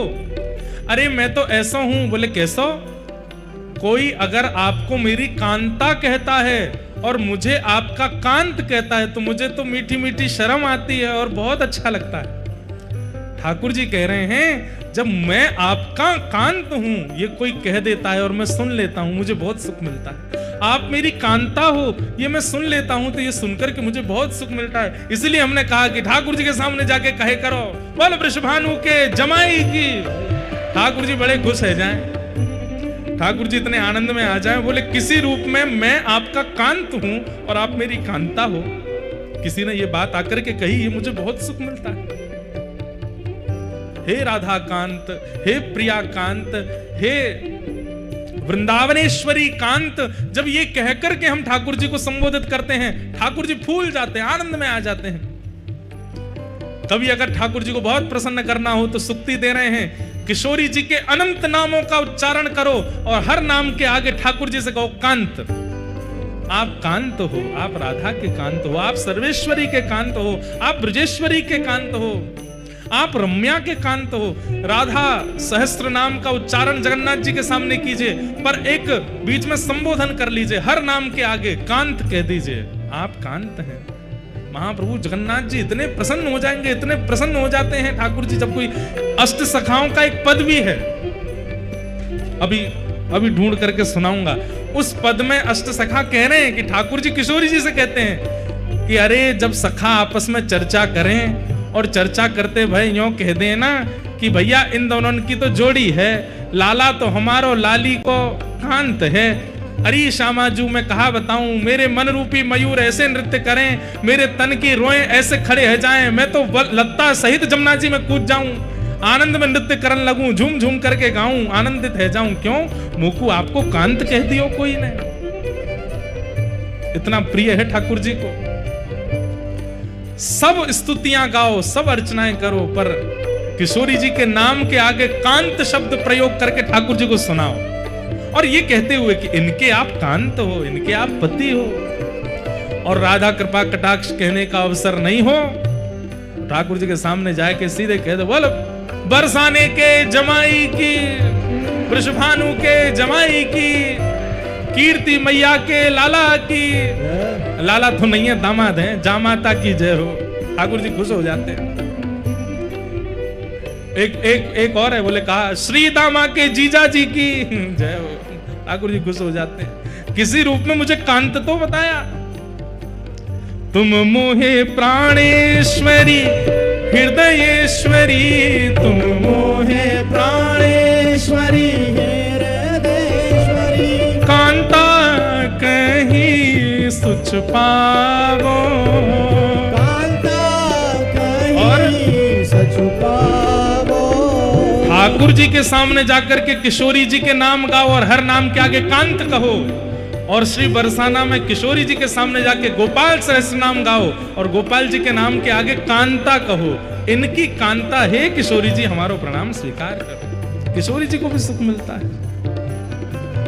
हो तो दासी नित्य तिहारी, हो तो दासी नित्य तिहारी, हो तो दासी नित्य तिहारी, हो तो दासी नित्य तिहारी। याते हो स्वीकार करो सब, याते हो स्वीकार करो सब, यद्यपि मन में सकुचाओ, यद्यपि मन में सकुचाओ। वैसे तो मेरे मन में बहुत संकोच हो गए किशोरी जी, पर कोई आपको कांत कहकर के मुझको बुलावे तो मैं वाकु स्वीकार करूं, मुझको बहुत आनंद आ रहा है। हो तो दासी नित्य तिहारी, हो तो दासी नित्य तिहारी, हो तो दासी नित्य तिहारी, हो तो दासी नित्य तिहारी, हो तो दासी नित्य तिहारी, हो तो दासी नित्य तिहारी। अपने संपूर्ण कथा समय काल में हमने आज ये तीसरी बार पद गाया होगा, इससे पहले 2 बार और गाया है। और हमारी एक बात है कि हमको जो बहुत प्रिय लगता है वो सबसे कम बोलते हैं, सबसे कम गाते हैं कथा में। जो बहुत प्रिय होता है वो सबसे कम उसका प्रयोग करते हैं कथा में। किशोरी जी और ठाकुर जी का कुरुक्षेत्र में रास विहार हुआ। ठाकुर जी ने 100 वर्ष बाद रास किया। पूरे ब्रजवासियों के पास खबर फैल गई कि द्वारिकाधीश कन्हैया हमारो आए गयो है। सब ब्रजवासी इकट्ठे है गए और सबने आए करके लाला पकड़ लिए। वो लाला तू परसों की कह के गए, बरसों बीत गए, लौट के नहीं आए हो वृंदावन।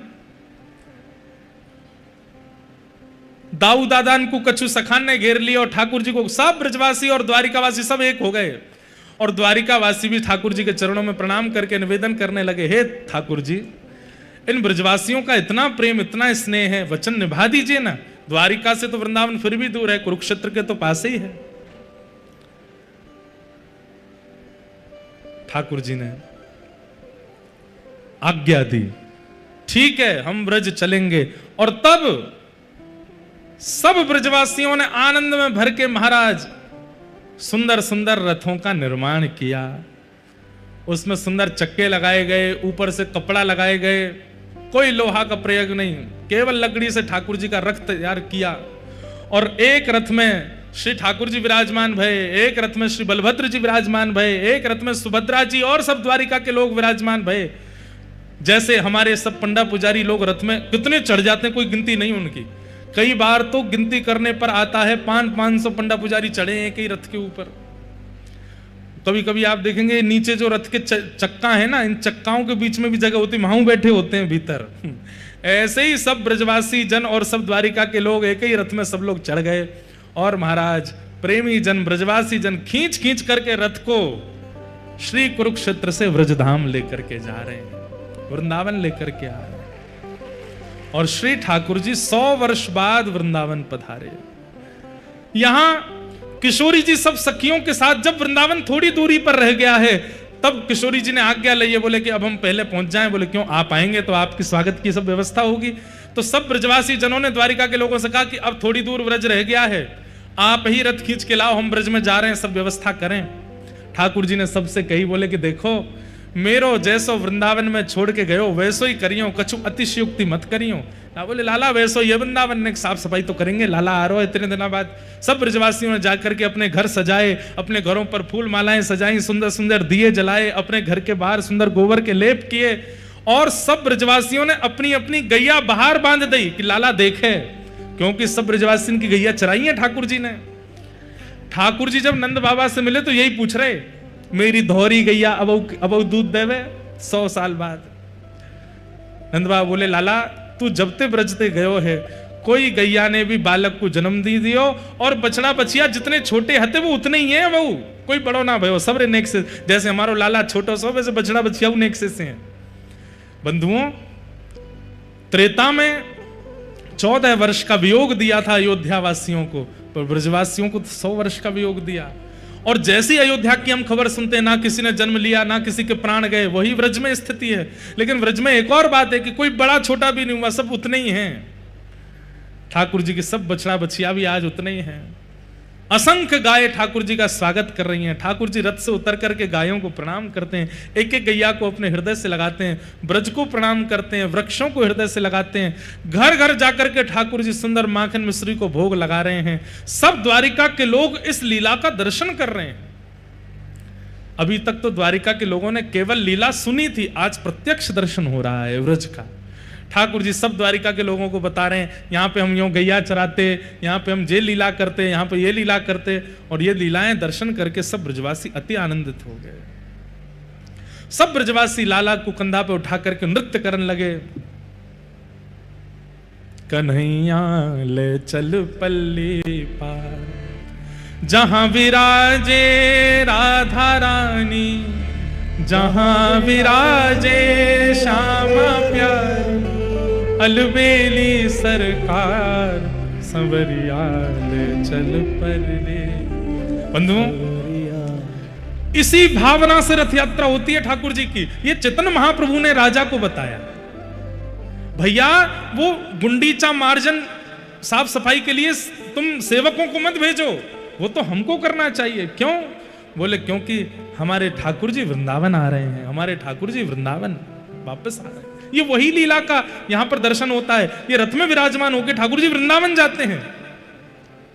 आप लोगों को रथ यात्रा में आकर के ठाकुर जी के रथ के आगे नाचना चाहिए, भुजा उठा करके आनंदित होना चाहिए। और एक दिन पूर्व आकर के गुंडीचा में जाके चाहे जहां एक कोना भी मिल जाए, अपने हाथ से मार्जन करना चाहिए, इसी भाव से कि हम ब्रजवासी हमारे श्याम सुंदर आ रहे हैं। इस बार तो हमने उल्टा रथ का दर्शन किया था, पर ठाकुर जी कृपा करेंगे एक बार ठाकुर जी जब रथ में विराजमान होके आते हैं, हम सब भी यहाँ पे ऐसी योजना बने यही कथा हो जाए और सबरे श्रोताओं के साथ जाएंगे, गुंडीचा में जाके झाड़ू लगाएंगे, पूरे गुंडीचा को धोएंगे। हम तो ब्रजवासी, हमारा तो अधिकार है, लाला आवेगो। बढ़िया कलशों में जल भर भर के जाएंगे, गुंडीचा को साफ करेंगे, स्वच्छ करेंगे और श्री रथ के आगे खूब उछल उछल के नाचेंगे, इसी भाव से कि हम ब्रजवासी, हमारो लाला आ रहो वापस। जहाँ विराजे श्यामा प्यारी, जहाँ विराजे श्यामा प्यारी, जहाँ विराजे राधा रानी, जहाँ विराजे राधा रानी, अलबेली सरकार, संवरिया ले चल पर ले पार, संवरिया चल परली परली पार। ये जब श्री मंदिर में दर्शन करने जाएंगे और फिर श्री मंदिर से गुंडीचा जाओ, कल या परसों में जाएंगे, तो गुंडीचा क्या है? वृंदावन है, जहां विराजे राधा रानी। रथ यात्रा में ब्रजवासियों को यही गाना चाहिए, लाला ले चल पल्ली पार। कहां? बोले जहां विराजे राधा रानी। जिस वृंदावन में हमारी श्यामा जी विराज रही है वहां चले। संवरिया ले चल परली पार, संवरिया ले चल परली पार, संवरिया ले चल परली पार, जहां विराजे श्यामा प्यारी, जहाँ विराजे वृषभानु दुलारी, अलबेली सरकार, संवरिया ले चल परली पार, संवरिया ले चल परली पार, ओ संवरिया ले चल परली पार। संवरिया ले चल परली पार। हाँ, गुण अवगुण सब तेरे अर्पण, गुण अवगुण सब तेरे पाप पुण्य सब तेरे अर्पण। आप पुण्य सब और हाँ, बुद्धि सहित मन तेरे अर्पण, बुद्धि सहित तेरे यह जीवन भी तेरे अर्पण, यह जीवन भी मैं तेरे चरणों की दासी, मैं तेरे चरणों की दासी, मैं तेरे चरणों की दासी, तेरे चरणों की और तू मेरे प्राण आधार। संवरिया ले चल पल्ली पार, ले चल परली पार, हे संवरिया ले चल पल्ली पार, ले चल परली जहाँ विराजे राधा रानी, जहाँ विराजे, राधा रानी, जहाँ विराजे श्यामा प्यारी, जहाँ विराजे श्यामा और अलबेली सरकार, संवरिया ले चल पल्ली पार, ले चल परली पार, हाँ संवरिया ले चल पल्ली पार। बोलो वृषभानु दुलारी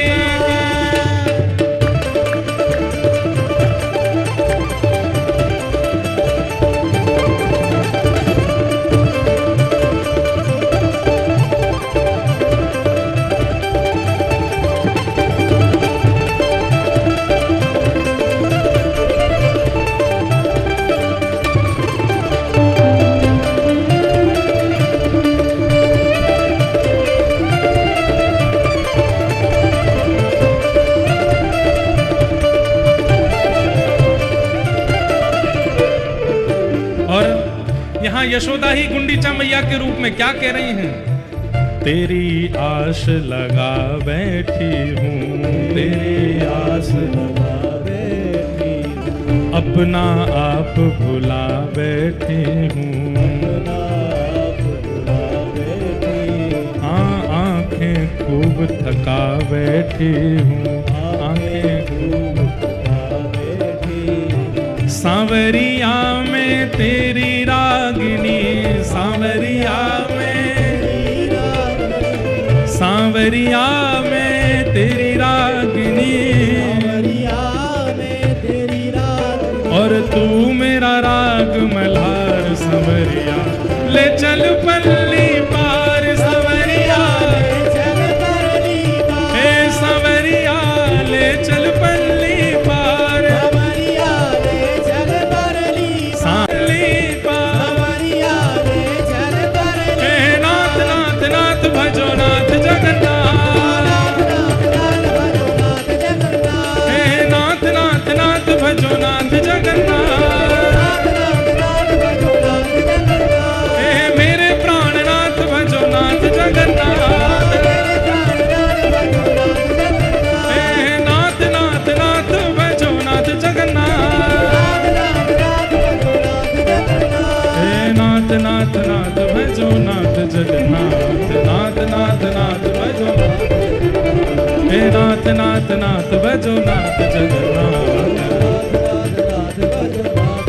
प्राणनाथ भजो नाथ जगन्नाथ, मेरे प्राणनाथ भजो नाथ जय जय श्री राम, जय जय श्री राम, जय जय श्री राम।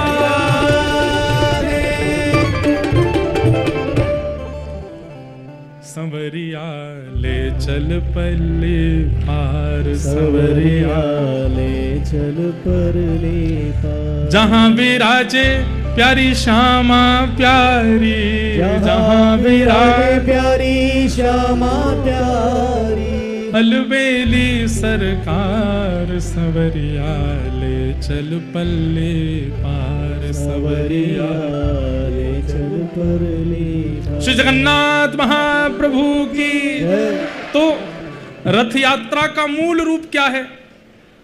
महाप्रभु जगन्नाथ जी पहली बात तो अपने वचन निभाते हैं। जो मैया से कह करके गए कि मैं परसों आऊंगा, उस भावना की पूर्ति ठाकुर जी करते हैं।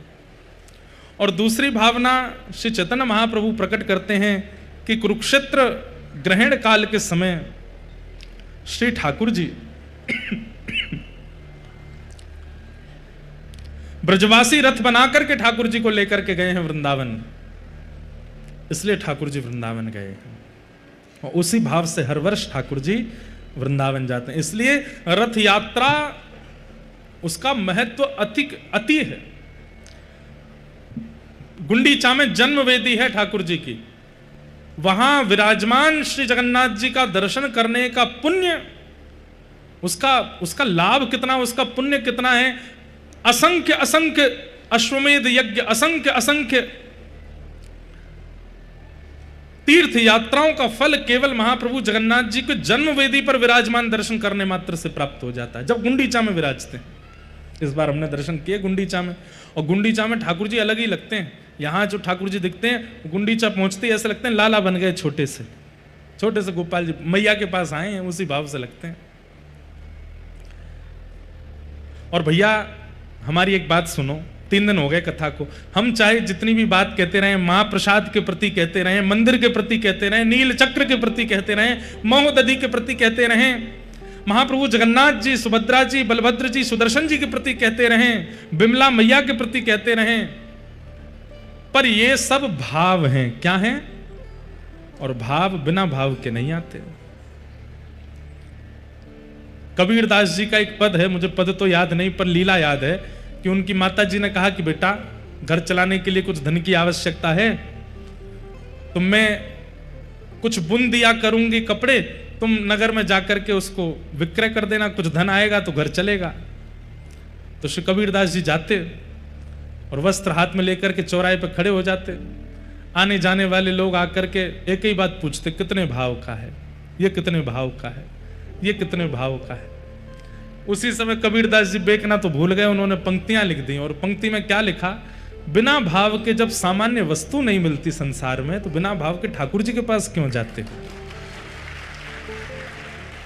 भाव प्रकट करके ही जाओ, बिना भाव के वो प्रस्तुत नहीं होगा। महाप्रभु जगन्नाथ,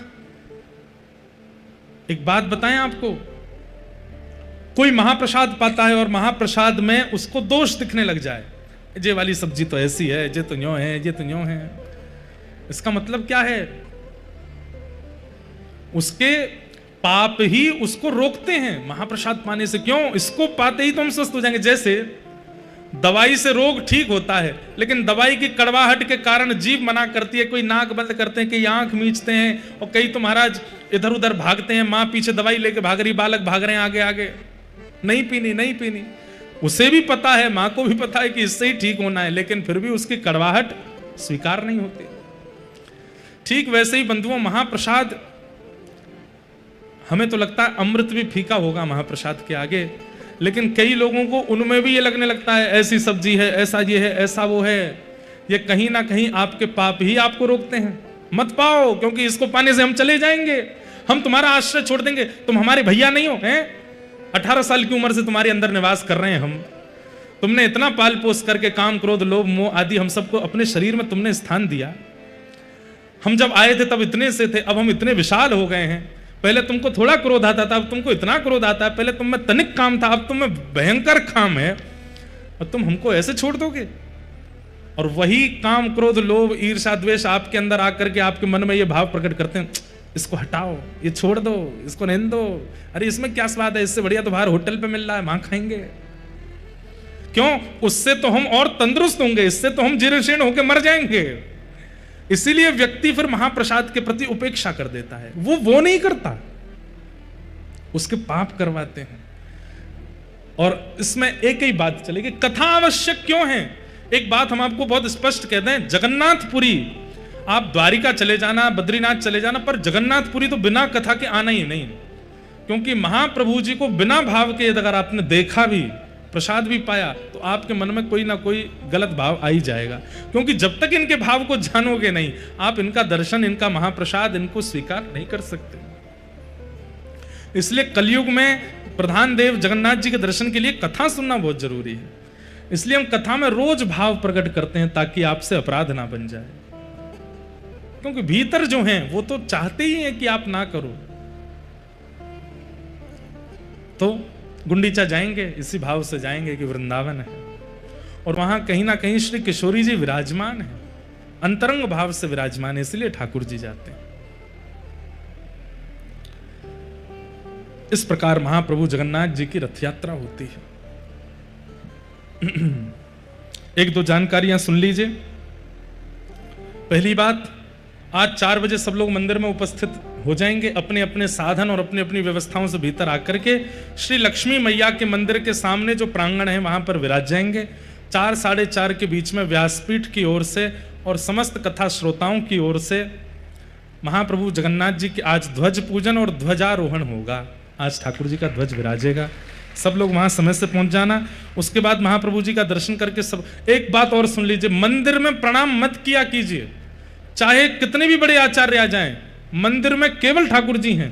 मंदिर के बाहर आचार्य हैं, मंदिर के बाहर महाराज जी, मंदिर के बाहर गुरु जी हैं, मंदिर में प्रणाम मत किया कीजिए। मंदिर में हाथ जोड़िए, दूर से प्रणाम कर लीजिए, कहीं भी मंदिर में प्रणाम नहीं करना है। दूसरा, फिर सब लोग रात्रि 8 बजे श्री जीयर स्वामी मठ, गिरी स्वामी मठ, बालासाही क्षेत्र में, यहीं आगे है, स्वर्ग द्वार से मार्ग जाता है, बाकी आप लोग सब पहुंच ही जाएंगे। जीयर स्वामी मठ में सब लोग उपस्थित हो जाना। वहाँ शाम को बढ़िया मंगल, आज आप लोग संख्या तो इतनी ज़्यादा है, तो जितने जो पंक्ति में बैठ जाएं वो तो पाना, और जिनको पंक्ति में बैठने को नहीं मिली, पता चली दूर खड़े हैं, अपनी प्रतीक्षा कर रहे हैं, हम कब बैठें, उठाइएगा सामग्री, सबको परोसिएगा। इतनी संख्या में सब वैष्णव आएंगे, सबको परोसवा करके पवाना। प्रयास करना कि आप अंत में ही पाओ। पहले वयोवृद्ध बालकों को पवा देना, उसके बाद थोड़े कम वृद्धों को, उसके बाद नैक और कम वृद्धों को, सबसे अंत में युवा पाना। बैठ करके फिर हम सब लोग प्रेम से वहाँ प्रसाद पाएंगे। पूज्य गुरुदेव भगवान पिताजी महाराज इसीलिए रुके आज। कल आप कह रहे थे, बोले आज ही करा लेते प्रसाद तो हम भी उपस्थित हो जाते। हमने कहा पिताजी प्रसाद की योजना अभी बनी, इतनी जल्दी इतनी व्यवस्था नहीं हो पाती, तो फिर आज आपका मन हुआ कि हमारे गुरु स्थान में प्रसाद का सुंदर महाप्रसाद होगा, तो कल चले जाएंगे, लेकिन आज रुक जाते हैं। आपकी परसों से संभवतः दिल्ली में कथा प्रारंभ है नवरात्रि में, लेकिन आप एक दिन भी घर जाना था तो वो भी रुक गए कि नहीं, सबको प्रसाद पवा के फिर जाएंगे। तो शाम को भाई लोग प्रयास करना कि धोती पहन करके आना, और माताएं बहनें सब अपने वेशभूषा में बढ़िया वस्त्र पहन करके आना। जैसे आप जगन्नाथ जी को मिलने जाते हो वैसे ही महाप्रसाद पाने जाया करो, उसी भाव से जाया करो। सब लोग आइएगा। ये आज की है। और फिर कल की एक और सूचना है कि कल सुबह 5 बजे प्रभात फेरी होगी। कल सुबह 5 बजे सब लोग एकत्रित हो जाइएगा। स्टैचू ऑफ विवेकानंद, श्री विवेकानंद जी का सुंदर प्रतिमा है, वहां से विवेकानंद, स्टैचू ऑफ विवेकानंद, सी बीच थाना, वहां सब लोग उपस्थित हो जाइएगा। और वहां से हम लोग नाचते गाते हुए हरिनाम संकीर्तन करते हुए श्री मंदिर तक जाएंगे, मंदिर के बाहर तक जाएंगे, और वहां प्रेम से ठाकुर जी को आनंदित कराएंगे। हमारे सुंदर दिव्यदास जी आए हैं हिसार से। ठाकुर जी के जन्मोत्सव में भी प्रभात फेरी की सेवा आपको प्राप्त है। प्यारे गिरधर लाल जी के जन्मोत्सव में भी प्रभात फेरी की सेवा आपकी है। इस बार के ठाकुर जी के जन्मोत्सव में तो आपको ढाणी लीला की सेवा दी जा रही है। ठाकुर जी का इस बार बरसाना में उत्सव है ना, तो वहां ठाकुर जी के भाव से किशोरी जी का जन्मोत्सव मनाया जाएगा इस बार। तो ढाणी ढाणिन लीला होती है बरसाना में, वह लीला गाने की और उस सेवा को करने की सेवा आपको प्राप्त हुई है इस बार। कल प्रभात फेरी सुबह 5 बजे होगी, श्री विवेकानंद स्टैचू सी थाना बीच के पास सब लोग उपस्थित हो जाइएगा 5 बजे। और फिर हम लोग बढ़िया समुद्र के तट से नाचते गाते हुए हरिनाम संकीर्तन करते हुए जगन्नाथ जगन्नाथ का उद्घोष करते हुए सब लोग श्री मंदिर तक पहुंचेंगे, ऐसी कल की योजना है। बाकी कल हमारे यजमान परिवार के हमारे ठाकुर जी का जन्मोत्सव है, जिनके जन्मोत्सव के उपलक्ष्य में यह सुंदर उत्सव मनाया जा रहा है, उन्हीं ठाकुर जी का कल जन्मोत्सव है। और कल कथा में भी नंदोत्सव है। अब यहाँ कथा तो आराम से चल रही है, खूब प्रेम भाव से हम कह रहे हैं। कभी जगन्नाथ जी के रस सुनाने लगते हैं, कभी रथ यात्रा सुनाने लगते हैं, कभी चैतन्य महाप्रभु सुनाने लगते हैं, कभी किसी आचार्य की लीला, कभी कोई कथा। तो यहाँ तो श्री जगन्नाथ रसामृत और भागवत श्रीमद् भागवत कथा मिश्रित चल रही है। तो कल कथा में जन्मोत्सव होगा और आपके ठाकुर का उत्सव भी मनाया जाएगा। जब कभी भी हमको कथा में विशेष उत्सव मनाना होता है तो हम कुछ विशेष लीला करते हैं। कल देखते हैं, कल की कल पे जाएगी कि विशेष लीला कैसी होगी। तो कल कथा में आप सब लोग श्वेत वस्त्र पहन करके आना। आप कहोगे महाराज जी नंदोत्सव में तो कहते हैं पीले पहनो, श्वेत पहन के आना, पीले करने की जिम्मेवारी हमारी है। आप तो श्वेत ही पहन के आना। तो कल ठाकुर जी का मधुर उत्सव मनाया जाएगा। नंद घरानंद भयो जय कन्हैया।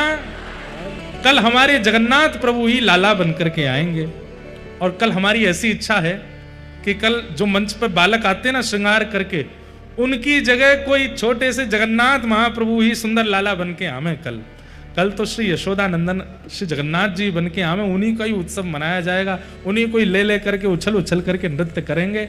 तो कल बड़े विशेष विशेष उत्सव हैं। सुबह प्रभात फेरी, दोपहर में नंदोत्सव होगा ठाकुर जी का। आप सब लोग प्रेम और भाव से आइएगा। हमें तो लग रहा है कि पूज्य पिताजी महाराज का बैठे बैठे मन हो रहा है कि कल भी रुके ही जाएं। इतना आनंद, इतना सुख यहाँ पर हम लोग ले रहे हैं। और आप सब लोग देखिए, जगन्नाथपुरी में भीड़ इकट्ठा करना बड़ी बड़ी बात होती थी। हमने यहाँ पहले भी 2 कथाएं की हैं। यहाँ लोग बाग इकट्ठे होते नहीं, लोकल लोग भी सुनने आते नहीं कथा, परंतु महाप्रभु जगन्नाथ जी की ऐसी कृपा है, इतने जगन्नाथपुरी के लोकल लोग कथा में आते हैं। इतनी संख्या में लोग, आप सब लोग कथा सुनने आ रहे हैं, जगह नहीं बची है। कल तो हमको यहाँ व्यवस्था करानी पड़ेगी कि महाप्रभु जगन्नाथ जी का जो आगे द्वार बना है उनको कहीं विराजमान करेंगे, ताकि लोग बाग जो खड़े हैं वो बैठ सकें, प्रेम से कल उत्सव मन सके ठाकुर जी का। तो कल बड़े प्रेम और भाव से ठाकुर जी का मंगल उत्सव मनाया जाएगा। ये जानकारी, और कोई जानकारी रह तो ना गई भैया? हम थे सबरी है गई। तो शाम को मंदिर में मिलेंगे, रात्रि में जीयर स्वामी मठ में मिलेंगे, सवेरे थाना पे मिलेंगे। थाना पे थाने पे क्यों मिल रहे हैं? देखो इसके पीछे भी कारण है। थाना क्या है? बंधन। थाना क्या है? बंधन। और जब हमारी कल सुबह प्रभात फेरी शुरू होगी, उससे पहले हम बंधन में हैं। लेकिन ज्यों ज्यों नृत्य करते हुए कहां जाएंगे? श्री मंदिर तक। और श्री मंदिर क्या है? मुक्ति द्वार। थाना यानी बंधन द्वार से जाएंगे मुक्ति द्वार। थाना है मानो जन्म स्थान, और श्री मुक्ति द्वार यानी कि श्री मंदिर है वैकुंठ। तो अपनी पूरी जीवन यात्रा हम कल करते हुए श्री मंदिर जाएंगे। ये भी देखो अपने आप ही हो गया कि थाना से शुरू होगी यात्रा, बंधन से प्रारंभ होगी यात्रा, और मुक्ति की ओर हम लोग प्रस्थान करेंगे। वास्तव में कल की प्रभात फेरी में जो उछल उछल के खूब नृत्य करते हुए आनंद करेगा, पानी की बोतल संग में रख लेना, क्योंकि कई बार बहुत ज्यादा जोश में नृत्य करते हैं तो बेहोश हो जाते हैं, गिर पड़ते हैं।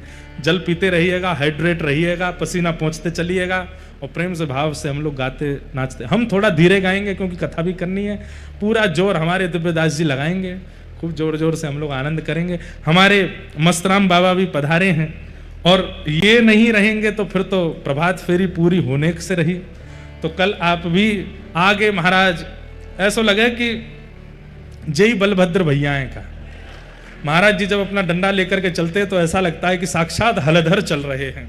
तो महाराज जी जब हमारे उत्सव में आ जाते हैं तो ऐसा लगता है कि अब हलधर भैया आ गए, सब व्यवस्था अपने आप सिमट जाएगी। जो नहीं नाचेगो वापे दृष्टि महाराज जी की पड़ेगी, और महाराज जी तुरंत अपना डंडा दिखाएंगे, अरे उछल नहीं रहो है, नाच नहीं रहो है, प्रेम से नृत्य करते हुए चलो। कल का एक आंकड़ा रखिएगा, कम से कम 1500 से 2000 कैलोरीज बर्न होनी चाहिए आपकी। वजन घटना चाहिए, भजन बढ़ना चाहिए। कल ऐसा आनंद जगन्नाथपुरी में हम लोग करेंगे। धर्म स्वनिष्ठितः पुंसां विश्वक्सेन कथासुयः नोत्पादयेदधिरतिं श्रम एव हि केवलम। कहते हैं हमने कितने भी पुण्य अनुष्ठान किए हों, कितनी भी तीर्थ यात्रा करी हो, कितने भी व्रत किए हों, लेकिन ठाकुर जी की कथा में अगर हमारी रति नहीं हुई है तो हमारे द्वारा किए गए व्रत अनुष्ठान नियम तीर्थ यात्रा सब ठाकुर जी ने स्वीकार नहीं किए हैं। समझ में आ रही बात? अगर कथा में आपकी रुचि नहीं है तो इसका मतलब आपके द्वारा किए गए जितने भी तीर्थ अनुष्ठान आदि हैं ये सब ठाकुर जी स्वीकार नहीं करते हैं। आपके द्वारा किए गए सब अनुष्ठान व्रत सब ठाकुर जी स्वीकार करते हैं। इसका प्रमाण ही यही है कि कथा में रुचि होना, कथा में लगन होना, कथा में मन लगना। आप सबका वो मन लगता ही है तो निश्चित है आनंद की बात है कि ठाकुर जी आपके हृदय से अति प्रसन्न हैं, आपके हृदय को स्वीकार किया है। ऐसे महाप्रभु जगन्नाथ जी को हम बारंबार प्रणाम करते हैं। संध्या में 4 बजे हम आप सब लोग मिलेंगे, बड़े प्रेम और भाव से ठाकुर जी का मधुर उत्सव मनाएंगे। अब तो 2 मिनट तो महाराज जी ऐसे कह दिया जाता है, पर वो प्रवचन तो आनंद से सुना जाता है। हमारे छोटे महाराज जी भी विराजमान हैं, 2 शब्द आप भी से कहते हैं। एक बार सभी जोर से कह दो श्री जगन्नाथ भगवान की, और जरा जोर से कहो जगन्नाथ भगवान की, जगन्नाथ भगवान की, गंगा मैया की, जमुना मैया की, बोलो बांके बिहारी लाल की। हम अपने को बहुत रोकते हैं कि इस क्षेत्र में आए तो यहीं का जयकारा बोले, क्योंकि रहते ही उस क्षेत्र में कि ना कहते कहते भी अपने आप ही निकल जाता है। बोलो वृंदावन बिहारी। बड़े सौभाग्य की बात, हम सब लोग गुरु चरणों में बैठ के, व्यासपीठ के चरणों में बैठ के यहाँ कथा का रसपान कर रहे हैं। रोज ही उत्सव है, पूज्य व्यास जी के साथ तो रोज ही उत्सव है। हमारा भी मन करता है कहीं ना कहीं कथा में 2-4 महीने में कहीं ना कहीं हम भी चले जाएं, पर वो सब व्यस्त जिंदगी में कभी कभी मुलाकात हो जाती है। पर वे भी ठाकुर जी की कृपा है, हम आए तो किसी और कथा में थे, ये हमें बोनस में मिल गई। कार्यक्रम तो 2-3 महीने से था, पर हमको ये पता नहीं था कि यहाँ भी कथा है, पर ये तो हमें ऐसा हो गया, सोने में सुहागा हो गया। तो ये बड़ी ऊंची बात है। और कल हम और रहेंगे, परसों हमारी वापसी है, क्योंकि कड़ी पकोड़ा बेसन का और रास्ता पकड़ो स्टेशन का। आप 2 दिन बाद पकड़ोगे, हम कल ही पकड़ लेंगे। सबने जाना है, इसलिए हम पर सब पर भगवान जगन्नाथ जी की कृपा है। हमको ऐसे उत्सवों का, ठाकुर जी का दर्शन इस व्यासपीठ की कृपा से, गुरु चरणों की कृपा से हो जाता है। और सब महापुरुषों का दर्शन, महाराज जी ने कहा गंगा यमुना का मिलन हो रहा है, तो ऐसा युगल मिलन हो रहा है, इसमें सब हम गोते लगा रहे हैं, हम बड़े भाग्यशाली हैं।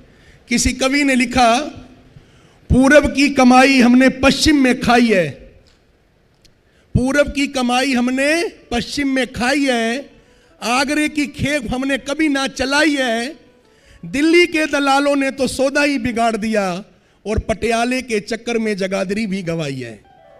नाभा के लोग कहें लाहौर ला, लाहौर ला, फिर नाभा को छोड़ के फिर सहारनपुर जाइए, फिर सहारनपुर से कोई बस मिल जाए, ट्रेन मिल जाए, फिर हरिद्वार या वृंदावन जाइए। पूरब की कमाई है, हमको जगन्नाथ धाम आने का अवसर मिला, तो इसलिए एक बार जोर से कहो जगन्नाथ भगवान। सनातन धर्म की, बस सनातन पे काम हो और सभी महाराज जी से जुड़े, यही हमारी प्रसन्नता है। जय श्री कृष्ण, जय श्री राम।